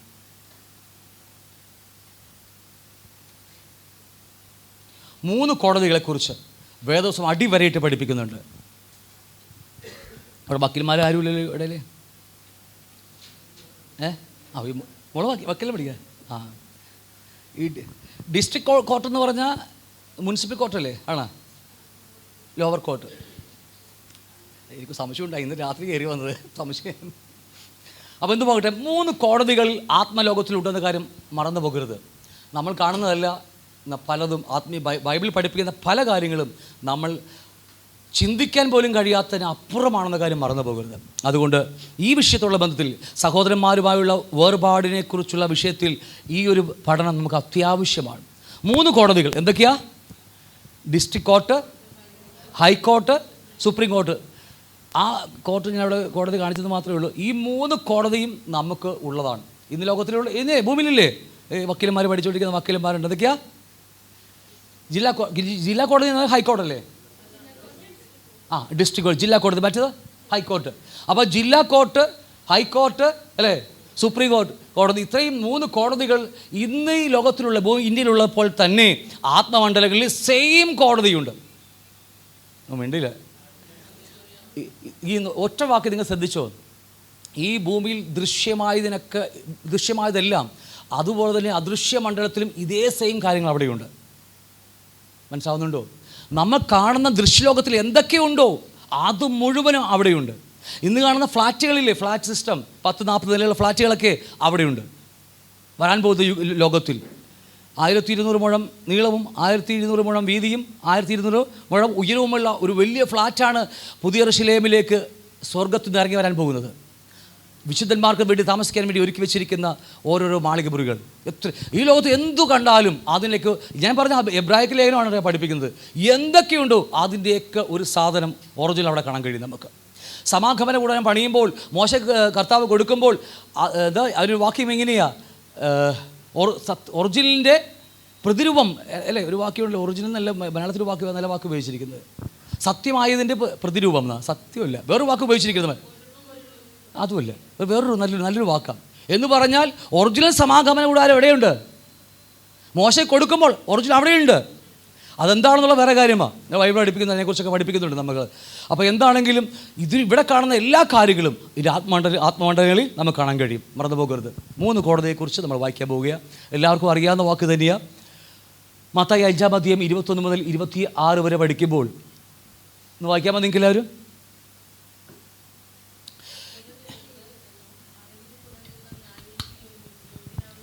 പൂർവികന്മാരോട് അരുളി ചെയ്തത് നിങ്ങൾ കേട്ടിട്ടില്ലയോ? ഒന്നാമത്തെ കാര്യം, കുല ചെയ്യരുത് എന്നും ആരെങ്കിലും കുല ചെയ്താൽ ന്യായവിധിക്ക് യോഗ്യനാകുമെന്നും പൂർവികന്മാരോട് അരുളി ചെയ്തത് നിങ്ങൾ കേട്ടിട്ടില്ലയോ? അടുത്ത 22-ാം വാക്യം പറയുക, ഞാനോ നിങ്ങളോട് പറയുന്നു. ഈ വാക്ക് പലവർത്തം കാണാം നിങ്ങൾക്ക്. ഞാനോ നിങ്ങളോട് പറയുന്നു. ഇടയ്ക്ക് വേറൊരു വാക്ക് കർത്താവ് പറയാറുണ്ട്, ഇടയ്ക്കിടയ്ക്ക് പറയുന്നത് ആദിയിൽ അങ്ങനെയല്ലായിരുന്നു. ഈ വാക്ക് നിങ്ങൾ പഠിച്ചതൊക്കെ അറിയാം. വലിയ മർമ്മങ്ങൾ അതൊക്കെയാണ്. ഞാനോ നിങ്ങളോട് പറയുന്നു. അവിടെ പറയുന്നു ആദിയിൽ അങ്ങനെയല്ല, അല്ലേ, ഉൽപ്പത്തിയിൽ ഏദൻ തോട്ടത്തിൽ അങ്ങനെ അല്ലായിരുന്നു. അത് യഥാർത്ഥ മനുഷ്യനാദമായിരുന്നു. പിന്നീട് യഥാർത്ഥ മനുഷ്യനെ ഭൂമിയിൽ കണ്ടത് യേശുവിൽ മാത്രമാണ്. നമ്മളെയൊക്കെ നോക്കല്ലേ, നമ്മൾ യഥാർത്ഥ മനുഷ്യനെ അല്ല ആയിക്കൊണ്ടിരിക്കുക. നമ്മൾ ദൈവം സൃഷ്ടിക്കുമ്പോൾ അവൻ്റെ ഹൃദയത്തിൽ ഉണ്ടായിരുന്ന ആ യഥാർത്ഥ മനുഷ്യനെ ഇന്ന് വെളിയിൽ കാണുന്നത് പോലും ലോകത്തിൽ കാണുന്നില്ല. നമ്മളൊക്കെ ഉടഞ്ഞ് തകർന്ന് തരിപ്പണമായ മനുഷ്യരെ നമ്മളെല്ലാവരും കൃപയാൽ വളർത്തിക്കൊണ്ടിരിക്കുന്നു. ഇവിടുന്ന് പോകുന്നതിന് മുമ്പായിട്ട് യഥാർത്ഥ മനുഷ്യപുത്രനായി ഭൂമി ജീവിച്ചേ മതിയാവത്തുള്ളൂ നമ്മൾ. അപ്പോൾ ഞാനോ നിങ്ങളോട് പറയുന്നു, സഹോദരനോട് കോപിക്കുന്നവനെല്ലാം ന്യായവിധിക്ക് യോഗ്യനാകും. ഇവിടെ 3 കോടതിയെക്കുറിച്ച് പറയുന്നുണ്ട്. സഹോദരനോട് കോപിക്കുന്നവനെല്ലാം ന്യായവിധിക്ക് യോഗ്യനാകും. അടുത്തത്, സഹോദരന് നിസാര എന്ന് പറഞ്ഞാലോ ന്യായാധിപ സഭയുടെ മുമ്പിൽ നിൽക്കേണ്ടി വരും. അടുത്തത്, മൂഢ എന്ന് പറഞ്ഞാലോ അഗ്നി നരകത്തിന്. 3 കോടതിയെക്കുറിച്ച് അവിടെ പഠിപ്പിക്കുക. എന്നിട്ടാണ് പറയുന്നത് ആകയാൽ, അല്ലേ, കാണാൻ കഴിയും. ആകയാൽ നിന്റെ വഴിപാട് യാഗപീഠത്തിങ്കൽ കൊണ്ടുവരുമ്പോൾ സഹോദരന് നിന്റെ നേരെ വല്ലതുമുണ്ടെങ്കിൽ അവിടെ വെച്ച് ഓർമ്മ വന്നാൽ നിന്റെ വഴിപാട് അവിടെ യാഗപീഠത്തിന് മുമ്പിൽ വെച്ച് ഒന്നാമത് ചെന്ന് സഹോദരനോട് നിരന്നു കൊള്ളുക. മനസ്സിലാവുന്നുണ്ടോ? പിന്നെ വന്ന് നിന്റെ വഴിപാട് കഴിക്കുക. എന്നിട്ടാണ് അടുത്ത വാക്യം പറയുന്നത്, 25-ാം വാക്യം, നിന്റെ പ്രതിയോഗിയോടുകൂടെ വഴിയിൽ ഉള്ളപ്പോൾ തന്നെ. 2 പ്രതിയോഗി എന്നുള്ള വാക്ക് നിങ്ങൾക്ക് അവിടെ കാണാൻ കഴിയും. ഞാൻ എടുത്തോളാം അതിനെക്കുറിച്ച്. വേഗത്തിൽ അവനോട് ഇണങ്ങിക്കൊള്ളുക, അല്ല ഞാൻ വേറെ കാര്യം പറയാം, അല്ല ഞാൻ എന്ത് ചെയ്യുന്നു? പ്രതിയോഗി, അല്ലേ, നിന്നെ ന്യായാധിപൻ ചേകവനും ഏൽപ്പിച്ചിട്ട് നീ എവിടെ പോകും? തടവിലായി പോകും. എന്നിട്ട് പറയാ 26-ാം വാക്യം, മനോഹരമായ വേദവാക്യമാണ്, ഒടുവിലത്തെ കാശ് കൊടുത്തു തീരുവോളം നീ അവിടെ നിന്ന് പുറത്തു വരികയില്ല എന്ന് ഞാൻ സത്യം ഇട്ട് തന്നെ പറയുക. കർത്താവ് സത്യം ഇട്ടാൽ പിന്നെ അതിനൊക്കെ അപ്പുറത്തെ മാറ്റമൊന്നുമില്ല, ഒരു അപ്പീലുമില്ല. ഒരിക്കലും ഇങ്ങനെ കർത്താവ് പറഞ്ഞു മാമോനും ദൈവത്തെ ഒരുമിച്ച് സേവിക്കാൻ പറ്റില്ലെന്ന്, അല്ലേ, നമ്മളൊക്കെ മാമനൊരു കാലിൽ, അല്ലേ, 2 കയ്യിൽ കൊണ്ട് നടക്കാൻ ശ്രമിക്കുക. നമ്മൾ ശ്രമിച്ചു നോക്കുക മാമോനെയും ദൈവത്തെ ഒരുമിച്ച് കൊണ്ടുപോകാൻ. നടക്കത്തില്ല. അതുപോലത്തെ വേറൊരു വാക്കാണ് ഞാൻ സത്യമായി നിങ്ങളോട് പറയുന്നു. ഈ വാക്യത്തിന് ഒരു മാറ്റമില്ല. ഞാൻ ഒടുവിലത്തിലെ കാശ് കൊടുത്തു തീരുവോളം നീ അവിടെ നിന്ന് പുറത്തു വരികയില്ല എന്ന് ഞാൻ സത്യമായിട്ട് നിന്നോട് പറയുന്നു. ഈ വാക്യം പറഞ്ഞത് എന്തെല്ലാം ഇളകി മറിഞ്ഞാലും, അല്ലേ, ആകാശവും ഭൂമിയും മാറിപ്പോയാലും അവൻ്റെ വാക്കുകൾക്ക് എന്തില്ല? വചനത്തിന് മാറ്റമില്ലാത്ത വാക്ക്. ആ വാക്കാ പറയുന്നത് സത്യമായിട്ടും ഞാൻ നിങ്ങളോട് പറയുന്നു. ഇത് പറഞ്ഞവൻ അത് പാലിച്ചിരിക്കുമെന്ന കാര്യം അത് ഉറപ്പാണ്. ദൈവത്തിന് സത്യമിടേണ്ട ആവശ്യമില്ല, അവൻ തന്നെയാണ് സത്യം. എന്നിട്ടും സത്യമിട്ട് പറയുന്നതെങ്കിൽ അത് അക്ഷരികമായി സംഭവിക്കേണ്ട കാര്യമാണ്. ഞാൻ പറഞ്ഞ മനസ്സിലാവുന്നുണ്ട് നിങ്ങൾക്ക്? അതുകൊണ്ട് വളരെ ഇമ്പോർട്ടൻ്റ് ആയ ഒരു വലിയ വിഷയമാണ്. നമ്മളിപ്പോൾ 5 മാസം മുതൽ ഈ സഹോദരത്തിൽ നിന്നുള്ള വേർപാട് പഠിച്ചുകൊണ്ടിരിക്കുക. ഇത്രയ്ക്കധികം ഓരോ വാക്കുകൾ. ഒരു മാതള നാരങ്ങ അല്ലേ, മാതള അല്ലെ, പ്രോമോഗ്രാനൈറ്റ് അല്ലേ, മാതളനാരത്തെക്കുറിച്ച് നമ്മൾ കഴിഞ്ഞ ദിവസം പഠിച്ചതാണ്. നമ്മുടെ ഉള്ളിൽ കൂടി പോകുന്ന 5 അന്താഴങ്ങളെക്കുറിച്ച് പഠിച്ചതാണ്. അല്ലെ, 4 പുറത്തുകൂടി, 1 ഔട്ടറിൽ കൂടി പോകുന്ന. ഇതൊക്കെ ഓരോ സമാഗമന കൂടാരത്തിൻ്റെ നിഴൽ പോലും നമുക്ക് വേണ്ടി വെച്ചിരിക്കുക. പഠിച്ച ഓർമ്മയുണ്ടോ? 60 പലകമേ ചുറ്റി വെച്ചിട്ട് 60 പലകമേൽ 4 അന്താഴം പോയി, 1 അതിൻ്റെ ഉള്ളിൽ കൂടി വിടുന്നു. അതൊക്കെ ആരാ? നമ്മുടെ അകത്തുകൂടി പരിശുദ്ധാത്മാവിനാൽ നമ്മെ ബന്ധിച്ചിരിക്കുക. പഠിച്ചതൊക്കെ ഓർമ്മയുണ്ടോ നിങ്ങൾക്ക്? മറന്നുപോയി എല്ലാവരും? അത്രയ്ക്കും ഇമ്പോർട്ടൻ്റ് ആയ വിഷയമാണ് സഹോദരന്മാർ തമ്മിലുള്ള സ്നേഹം. ഓക്കെ, ഇനി നമുക്ക് ഇത് മൊത്തം ഒന്ന് പഠിച്ചു തുടങ്ങാം. നമുക്ക് ഈ കാര്യം തുടക്കം എന്താ? കുല ചെയ്യരുത്. ആരെങ്കിലും കുല ചെയ്താൽ ന്യായവിധിക്ക് യോഗ്യനാകുമെന്ന് പൂർവികന്മാരോട് അരുൾ ചെയ്തത് നിങ്ങൾ കേട്ടിട്ടുണ്ടല്ലോ. ഒരു കാര്യം മാത്രം ശ്രദ്ധിക്കണമേ. 21 വാക്യം അല്ലേ അവിടെ പറയുന്നു അല്ലേ, കൊല ചെയ്ത്. പഴയ നിയമത്തിലെ മോശയിലൂടെ ദൈവം കൊടുത്ത കൽപ്പനയാണത്. പഴയ നിയമത്തിൽ എന്താ? കൊല ചെയ്യരുത്. ഒരു പഴയ നിയമത്തിൽ പഠിച്ചാൽ ഒരുവൻ കത്തിവെച്ച് നമ്മുടെ സഹോദരൻ അല്ലെങ്കിൽ അവൻ്റെ കുടുംബത്തിലെ ആരെങ്കിലും കുത്തി അവൻ ചത്തില്ലെങ്കിൽ അത് കൊലപാതകമല്ല. മനസ്സിലായോ നിങ്ങൾക്ക്? കൊലപാതകമല്ല. അത് മരിച്ചു പോയാലാണ് അവൻ കൊലപാതകയാകുന്നത്. അങ്ങനെയല്ലേ? വായിച്ചോളൂ നിങ്ങളിത്. പഴയ നിയമത്തിൽ കാണാൻ കഴിയും. കത്തി കൊണ്ട് കുത്തിയാൽ ചത്തില്ലെങ്കിൽ അവൻ കൊലപാതകനല്ല. പക്ഷേ ചത്തുപോയാൽ അവൻ ആ കൊലപാതകൻ്റെ ശിക്ഷ കിട്ടുമെന്ന പഴയ നിയമത്തിൽ. പക്ഷേ ഇത് എഴുതി വെച്ചിട്ട് അടുത്ത വാക്യം മുതൽ പറയുന്നത് വേറെ നമ്മെക്കുറിച്ചാണ് പറയുന്നത് അല്ലേ. പഴയ നിയമത്തിൽ എടുത്തു വെച്ചിരിക്കുക, ഇങ്ങനെ ചെയ്താൽ ന്യായവിധിക്ക് യോഗ്യനാകും. ഇത് കൊല്ലുക എന്ന് പറയുന്ന ക്രൂശിക്കുക എന്ന് അല്ലെ നമ്മൾ പറയില്ലേ, നിന്ദിക്കുക, പരിഹസിക്കുക, കൊല്ലുക എന്നൊക്കെ പറയില്ലേ, തേച്ച് മതിലിലൊട്ടിക്കുക എന്നൊക്കെ പിള്ളേർ പറയാറുണ്ട്. ഞാൻ ഈ ചെറുപ്പമായിക്കൊണ്ടിരിക്കുക, അതുകൊണ്ട് തേച്ച് ഒട്ടിച്ചുകൊണ്ടിരിക്കുക എന്നൊക്കെ അതുപോലെ പറഞ്ഞു വെച്ചിരിക്കുക. കുല ചെയ്താൽ നീ ന്യായവിധിക്ക് യോഗ്യനാകും. പഴയ നിയമമൊക്കെ എടുത്ത് പഠിക്കാൻ പോയാൽ ഇസ്രായേൽ മക്കൾ 10 ഗോത്രങ്ങൾ അശൂരിലേക്ക് പ്രവാസത്തിൽ പോയി. ഇന്നും അവർ തിരിച്ചു വന്നിട്ടില്ല. അശൂരിലേക്ക് പ്രവാസത്തിൽ പോയവരാണ്. 2 70 വർഷം ബാബിലോണിൽ പ്രവാസത്തിൽ യഹൂദയും ബെന്യാമീനും പോയി. അറിയാലോ നിങ്ങൾക്ക്? അതാരും എന്തേ മിണ്ടാതിരിക്കുന്ന എല്ലാവരും. 70 വർഷമാണ് അവരും ആ ന്യായവിധിയിൽ കീഴിൽ കിടന്നിച്ചത്. ഇതൊന്നും മറന്നു പോകരുത്. ഇതൊക്കെ നമുക്ക് കൂടി ഉള്ള കാര്യമാണെന്ന് മറന്നു പോകരുത്. അത് ന്യായപ്രമാണമല്ലേ, അത് മറ്റേ പ്രമാണമല്ലെന്നൊക്കെ പറഞ്ഞ് തള്ളുമ്പോൾ ഈ കയ്യിലിരിക്കുന്ന മുഴുവൻ പുസ്തകം നമുക്ക് വേണ്ടിയുള്ളതാണ്. 66 പുസ്തകം നമുക്കുള്ളതാണ്. അത് പഴയ നിയമം അവർക്കുള്ളതാണ്. നമുക്ക് വേണ്ടതെന്നൊക്കെ പറഞ്ഞാൽ ഭോഷത്വമായി തീരും. ഈ 66 പുസ്തകവും നമുക്കുള്ളതാണ്. ന്യായപ്രമാണത്തിൽ നിന്ന് മാറിപ്പോയത് അത് മറ്റൊന്നുമല്ല, പ്രവർത്തികളാണ് മാറിപ്പോയത്. പാപം ചെയ്താൽ യാഗമർപ്പിക്കുക അല്ലേ, ഉണ്ടോ എൻ്റെ കൂടെ അല്ലേ? ആ യാഗങ്ങളെല്ലാം ക്രിസ്തുവിൻ്റെ നിഴലായിരുന്നു. അതുകൊണ്ട് പ്രമാണം ഒന്നും മാറിപ്പോയിട്ടില്ല. ഈ 66 പുസ്തകം നമ്മുടെ കയ്യിൽ തന്നിരിക്കുന്ന നമുക്ക് വേണ്ടിയുള്ളതാണ്. അപ്പം അതുകൊണ്ട് പഴയ നിയമത്തിൽ കുല ചെയ്താൽ അവനെ ന്യായം വിധിച്ച് അവരെ എന്താ പറയുക, ദണ്ഡിക്കാൻ ഏൽപ്പിച്ച് കൊടുക്കുമെന്ന് ചരിത്രം, ഹിസ്റ്ററി പഠിപ്പിക്കുക. ഇസ്രായേൽ മക്കളെ ഹിസ്റ്ററി അറിയാലോ നമുക്കല്ലേ. എത്രയോ പ്രാവശ്യമാണ് ഏറ്റവും അധികം കഷ്ടത അനുഭവിച്ചത് ഭൂമിയിലുണ്ടെങ്കിൽ അത് ഇസ്രായേൽ മക്കൾ മാത്രമാണ്. വേറെ ഒന്നും കൊണ്ടല്ല, അത് ദൈവത്തിൻ്റെ മക്കളായതുകൊണ്ടാണ്. നിങ്ങൾ ഹിസ്റ്ററിക്ക് എടുത്ത് തപ്പി നോക്കിയോ, ലോകത്തിൽ ഇതുപോലെ കഷ്ടം അനുഭവിച്ച ഒരു ജാതി ലോകത്തിൽ വേറെയില്ല, ഒരു ജാതിയുമില്ല. ആണോ? ആണെങ്കിലോ? കാരണം എന്തുകൊണ്ടാണെന്നറിയാമോ? എന്തുകൊണ്ടാ? അവർ ആരാ? ദൈവത്തിൻ്റെ മക്കളാ. നമ്മളാരാ? ഉറപ്പാണോ? എങ്കിൽ ഇതൊക്കെ നമുക്കും ബാധകമാണ്. ഇതെല്ലാം നമുക്കും ബാധകമാണ്. അതെന്താണെന്ന് പറഞ്ഞു വരികയാണ്. 22-ാം വാക്യം മുതൽ നമുക്ക് എടുത്തു വരാം. ഞാനോ നിങ്ങളോട് പറയുന്നു, സഹോദരനോട് കോപിക്കുന്നവൻ എല്ലാം ന്യായവിധിക്ക് യോഗ്യരാകും. സഹോദരനോട് നിസ്സാര എന്ന് പറഞ്ഞാലോ സഭയുടെ മുമ്പിൽ നിൽക്കേണ്ടി വരും. മൂഢ എന്ന് പറഞ്ഞാലോ അഗ്നി നരകത്തിന് യോഗ്യരായി തീരുമെന്ന് അവിടെ എഴുതി വച്ചിരിക്കുക. 3 കോടതിയെക്കുറിച്ച് പഠിപ്പിക്കുക. 3 കോടതിയിൽ 3 തെറ്റുകൾ, വലിപ്പത്തിൻ്റെ വ്യത്യാസമാണ് അല്ലേ. ഇവിടുത്തെ തെറ്റിൻ്റെ വലിപ്പം എന്താ? പറഞ്ഞ വാക്കുകളാണ്. ആരെ കൊന്നിട്ടില്ല, ആരും കൊന്നിട്ടില്ല. ഇവിടെ ആരും കൊന്നതായിട്ട് ഒന്നും എഴുതി വെച്ചിട്ടില്ല. പക്ഷേ ഇവിടെ പറയുക, ഒരു സഹോദരനോട് കോപിക്കുന്നവൻ, ഒന്നാമത്തെ കാര്യം, സഹോദരനോട് കോപിക്കുന്നവനെല്ലാം എവിടെ പോകും? ന്യായവിധിക്ക് യോഗ്യരായി തീരുമെന്ന് അടിവരയിട്ട് പഠിപ്പിക്കുക കർത്താവ്. ഹല്ലേലൂയ. അപ്പോൾ 3 കോടതിയെ, ഒന്ന് സഹോദരനോട് കോപിക്കുന്നവനെല്ലാം ന്യായവിധിക്ക് യോഗ്യരാകും. അത് ഒന്നാമത്തെ കോടതി. ഏത് കോടതിയാ? ഡിസ്ട്രിക്ട് കോർട്ട് അല്ലേ, ഒന്നാമത്തെ കോടതിയാ. എന്താ ചെയ്ത സഹോദരനോട്? വെറും കോപിച്ചതേ ഉള്ളൂ, വെറും കോപം.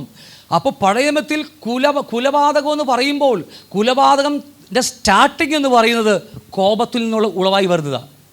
മനസ്സിലാവുന്നുണ്ടോ? കോപത്തിൽ നിന്നാണ് ഒരു കുലപാതകനായി മാറുന്നത്. അത് വാക്കുകൊണ്ട് കൊല്ലാം നമുക്കല്ലേ? വാക്കുകൊണ്ട് നമുക്ക് എല്ലാവരെയും കൊല്ലാം. ഓർമ്മയുണ്ടോ നിങ്ങൾക്ക്? പറഞ്ഞ് മനസ്സിലാവുന്നുണ്ടോ? വാക്കുകൊണ്ട് നമുക്ക് അനേകരെയും കൊല്ലാൻ കഴിയും. അപ്പോൾ അതുകൊണ്ട് ഒന്നാമത്തെ കോടതി സഹോദരനോട് കോപിക്കുന്നവരെല്ലാം ന്യായവിധിക്ക് യോഗ്യനായിത്തീരും. അവരോട് കോപിക്കാൻ പാടില്ല, സഹോദരനോട് കോപിക്കാൻ പാടില്ല. കോപിച്ചാൽ പാപം ചെയ്യാൻ കഴിയും നമുക്ക്. ലേഖനത്തിൽ എവിടെ ഒരു വാക്കുണ്ട്, കോപിച്ചാൽ പാപം ചെയ്യരുത്. കാരണം കോപമെന്നും കുലപാതകത്തിലേക്ക് കടന്നു പോകുന്ന ഒരു വ്യവസ്ഥയാണ് കോപം. ആ കോപം നമ്മുടെ മനസ്സ് നമ്മുടെ കയ്യിലുള്ളിൽ നിൽക്കുന്നില്ലെങ്കിൽ, അല്ലെങ്കിൽ നമ്മുടെ മനസ്സ് നമ്മുടെ കൈക്കൊമ്പിൽ നിൽക്കുന്നില്ലെങ്കിൽ നമ്മൾ അറിയാതെ ഈ പറഞ്ഞ ന്യായവിധിക്ക് യോഗ്യനായിത്തീരും. കാരണം കോപിക്കണമെങ്കിൽ, സഹോദരനോട് കോപിച്ചാൽ ആ കോപം ദൈവഹിതപ്രകാരമല്ലാത്ത കോപമാണെങ്കിൽ തീർച്ചയായിട്ടും നമ്മെ ഈ ന്യായവിധിയിലേക്ക് കൊണ്ടുപോകുന്ന കാര്യം മറന്നു പോകരുത്. മനസ്സിലാവുന്നുണ്ടോ? ഞാനും കോപിക്കാറുണ്ട്. ആ കോപം എൻ്റെ കൈകളിലായിരിക്കും ഇരിക്കുന്നത്. ആണോ ഇല്ലയോ? ഞാൻ പറഞ്ഞ അർത്ഥം മനസ്സിലാവുണ്ടോ നിങ്ങൾക്ക്? ഞാനും കോപിക്കുന്ന വ്യക്തിയാണ്, എപ്പോഴും കോപിക്കുന്നതല്ല, ആവശ്യം വന്നാൽ കോപിക്കും ഇല്ലേ? നിങ്ങളാരും കോപിക്കാറില്ല? ഓക്കെ, സ്തോത്രം. കോപിക്കും. പക്ഷേ എൻ്റെ മനസ്സ് കോപിക്കുമ്പോൾ എൻ്റെ മനസ്സ് വേറെ ആരെങ്കിലും എടുത്തുകൊണ്ട് പോയാൽ തീർച്ചയായും അത് എന്നെ ന്യായവിധിയിലേക്ക് കൊണ്ടുപോകും. എന്നാൽ കോപിക്കുമ്പോൾ എൻ്റെ മനസ്സിൽ നിന്നുമാണ് കോപിക്കുന്നതെങ്കിൽ എന്ന് പറഞ്ഞാൽ എൻ്റെ കൺട്രോളിൽ, പരിശുദ്ധാത്മാവിൻ്റെ കൺട്രോളിൽ നിന്നാണ് കോപിക്കുന്നതെങ്കിൽ ഒരിക്കലും അത് തിന്മക്കായി വരത്തില്ല, നന്മക്ക് തന്നെയായി വരും. മറന്നു പോകരുത്. അപ്പോൾ അതുകൊണ്ട് സഹോദരനോട് ചെറിയ കാര്യമേ ചെയ്തുള്ളൂ. എന്താ ചെറിയ കാര്യം? കൊല ചെയ്തില്ല അല്ലേ, എന്താ പറയുക, ഒന്ന് മോഷ്ടിച്ചെടുത്തില്ല, ഒന്നും ചെയ്തില്ല, നിസ്സാര കാര്യം, ഒന്ന് കോപിച്ചത് മാത്രമേ ഉള്ളൂ. കർത്താവ് പറയുക, നീ ഒന്നാമത്തെ കോടതിയിൽ നിന്നെ ഞാൻ വിധിച്ചിട്ട് ഡിസ്ട്രിക്ട് കോർട്ടിലേക്ക് അഴക്കും. ഞാൻ ചോദിക്കട്ടെ, പിന്നീട് ഞാൻ ഇത് കഴിഞ്ഞിട്ട് എടുത്തോളാം. രണ്ടാമത് എന്താണെന്നറിയാമോ? സഹോദരനോട് നിസ്സാര എന്ന് പറഞ്ഞാലോ ന്യായാധിപ സഭയുടെ മുന്നിൽ നിൽക്കേണ്ടി വരും. റഖ എന്ന് ആ വാക്കിൻ്റെ മൂലഭാഷ പഠിച്ചാൽ ബുദ്ധിയില്ലാത്ത, വിലകെട്ട, നിന്ദ്യമായത്, ശൂന്യമായത് എന്നൊക്കെ പറയാൻ പല വാക്കുകൾക്ക് നമുക്ക് ഡിക്ഷണറി കണ്ടെത്താൻ കഴിയും. സഹോദരനോട് ഇപ്പോൾ നിസ്സാര കാര്യം മതി എന്ത് ചെയ്യാന്നറിയാമോ? ന്യായാധിപ സഭയുടെ മുമ്പിൽ നമുക്ക് നിൽക്കേണ്ടി വരുമെന്ന് അടിവരയിട്ട് കർത്താവ് പഠിപ്പിക്കുക. ക്ലിയറാണോ ഞാൻ പറഞ്ഞു വരുന്നത്? എല്ലാവരും എൻ്റെ കൂടെ ഉണ്ടോ? ഓക്കെ. സഹോദരൻ ചെറിയ കാര്യമാണ്. നിസ്സാര എന്ന് പറഞ്ഞാൽ നമ്മുടെ ജീവിതത്തിലേക്ക് രണ്ടാമത്തെ കോർട്ട്, രണ്ടാമത്തെ കോടതി? ഹൈക്കോർട്ട്. ആ ആത്മമണ്ഡലത്തിലെ ഹൈക്കോർട്ട് നമ്മെ വിധിക്കുവാൻ ഇടയുണ്ട്. കാരണം ഏതാ? നിസ്സാര എന്ന് പറഞ്ഞാൽ. താഴത്തെ ഡിസ്ട്രിക്ട് കോർട്ടിൽ എന്താ വിധിക്കുന്നത്? സഹോദരനോട് കോപിച്ചാൽ താഴ്ച ഡിസ്ട്രിക്ട് കോർട്ട് അതാണ്, ചെറിയ കോടതിയാണത് അല്ലേ? ആ കോടതിയിൽ സഹോദരനോട് കോപിച്ചാൽ നമ്മെ വിധിക്കുമെന്ന് അവിടെ എഴുതി വച്ചിരിക്കുക. രണ്ട്, സഹോദരനോട് നിസ്സാര എന്ന് പറഞ്ഞാൽ അവിടെ നമ്മെ അടുത്ത ലെവലിലേക്ക് കൊണ്ടുപോകുക. ഏതാണ്? ഹൈക്കോടതിക്കൂടെ വിധിക്കുക. ഇതെല്ലാം ആത്മമണ്ഡലങ്ങളിൽ ഒരു വലിയ കോടതിയുണ്ട്. കോടതികൾ ഇഷ്ടംപോലെയുണ്ട് ആത്മമണ്ഡലങ്ങളിലെല്ലാം. അത് പിന്നീട് പഠിക്കാം നമുക്കതിനെക്കുറിച്ച്. അവിടെയൊക്കെ കാണാൻ കഴിയും. ഇതും ഈ ഹൈക്കോടതിയൊക്കെ ഇത് പറയുന്നത് അവർ ഇസ്ലാം മക്കളുടെയൊക്കെ സിനഗോഗ് എന്ന് പറയുന്ന ഒരു വലിയ ഒരു കോടതിക്ക് അവർക്കുമുണ്ട്. അതിനെക്കുറിച്ചൊക്കെ ബൈബിൾ പഠിപ്പിക്കുന്നുണ്ട്, അല്പമായി പഠിപ്പിക്കുന്നുണ്ട്, ഞാൻ വിട്ടുപോകുകയാണ്. അപ്പോൾ ഇത്ര നിങ്ങൾക്ക് മനസ്സിലായോ?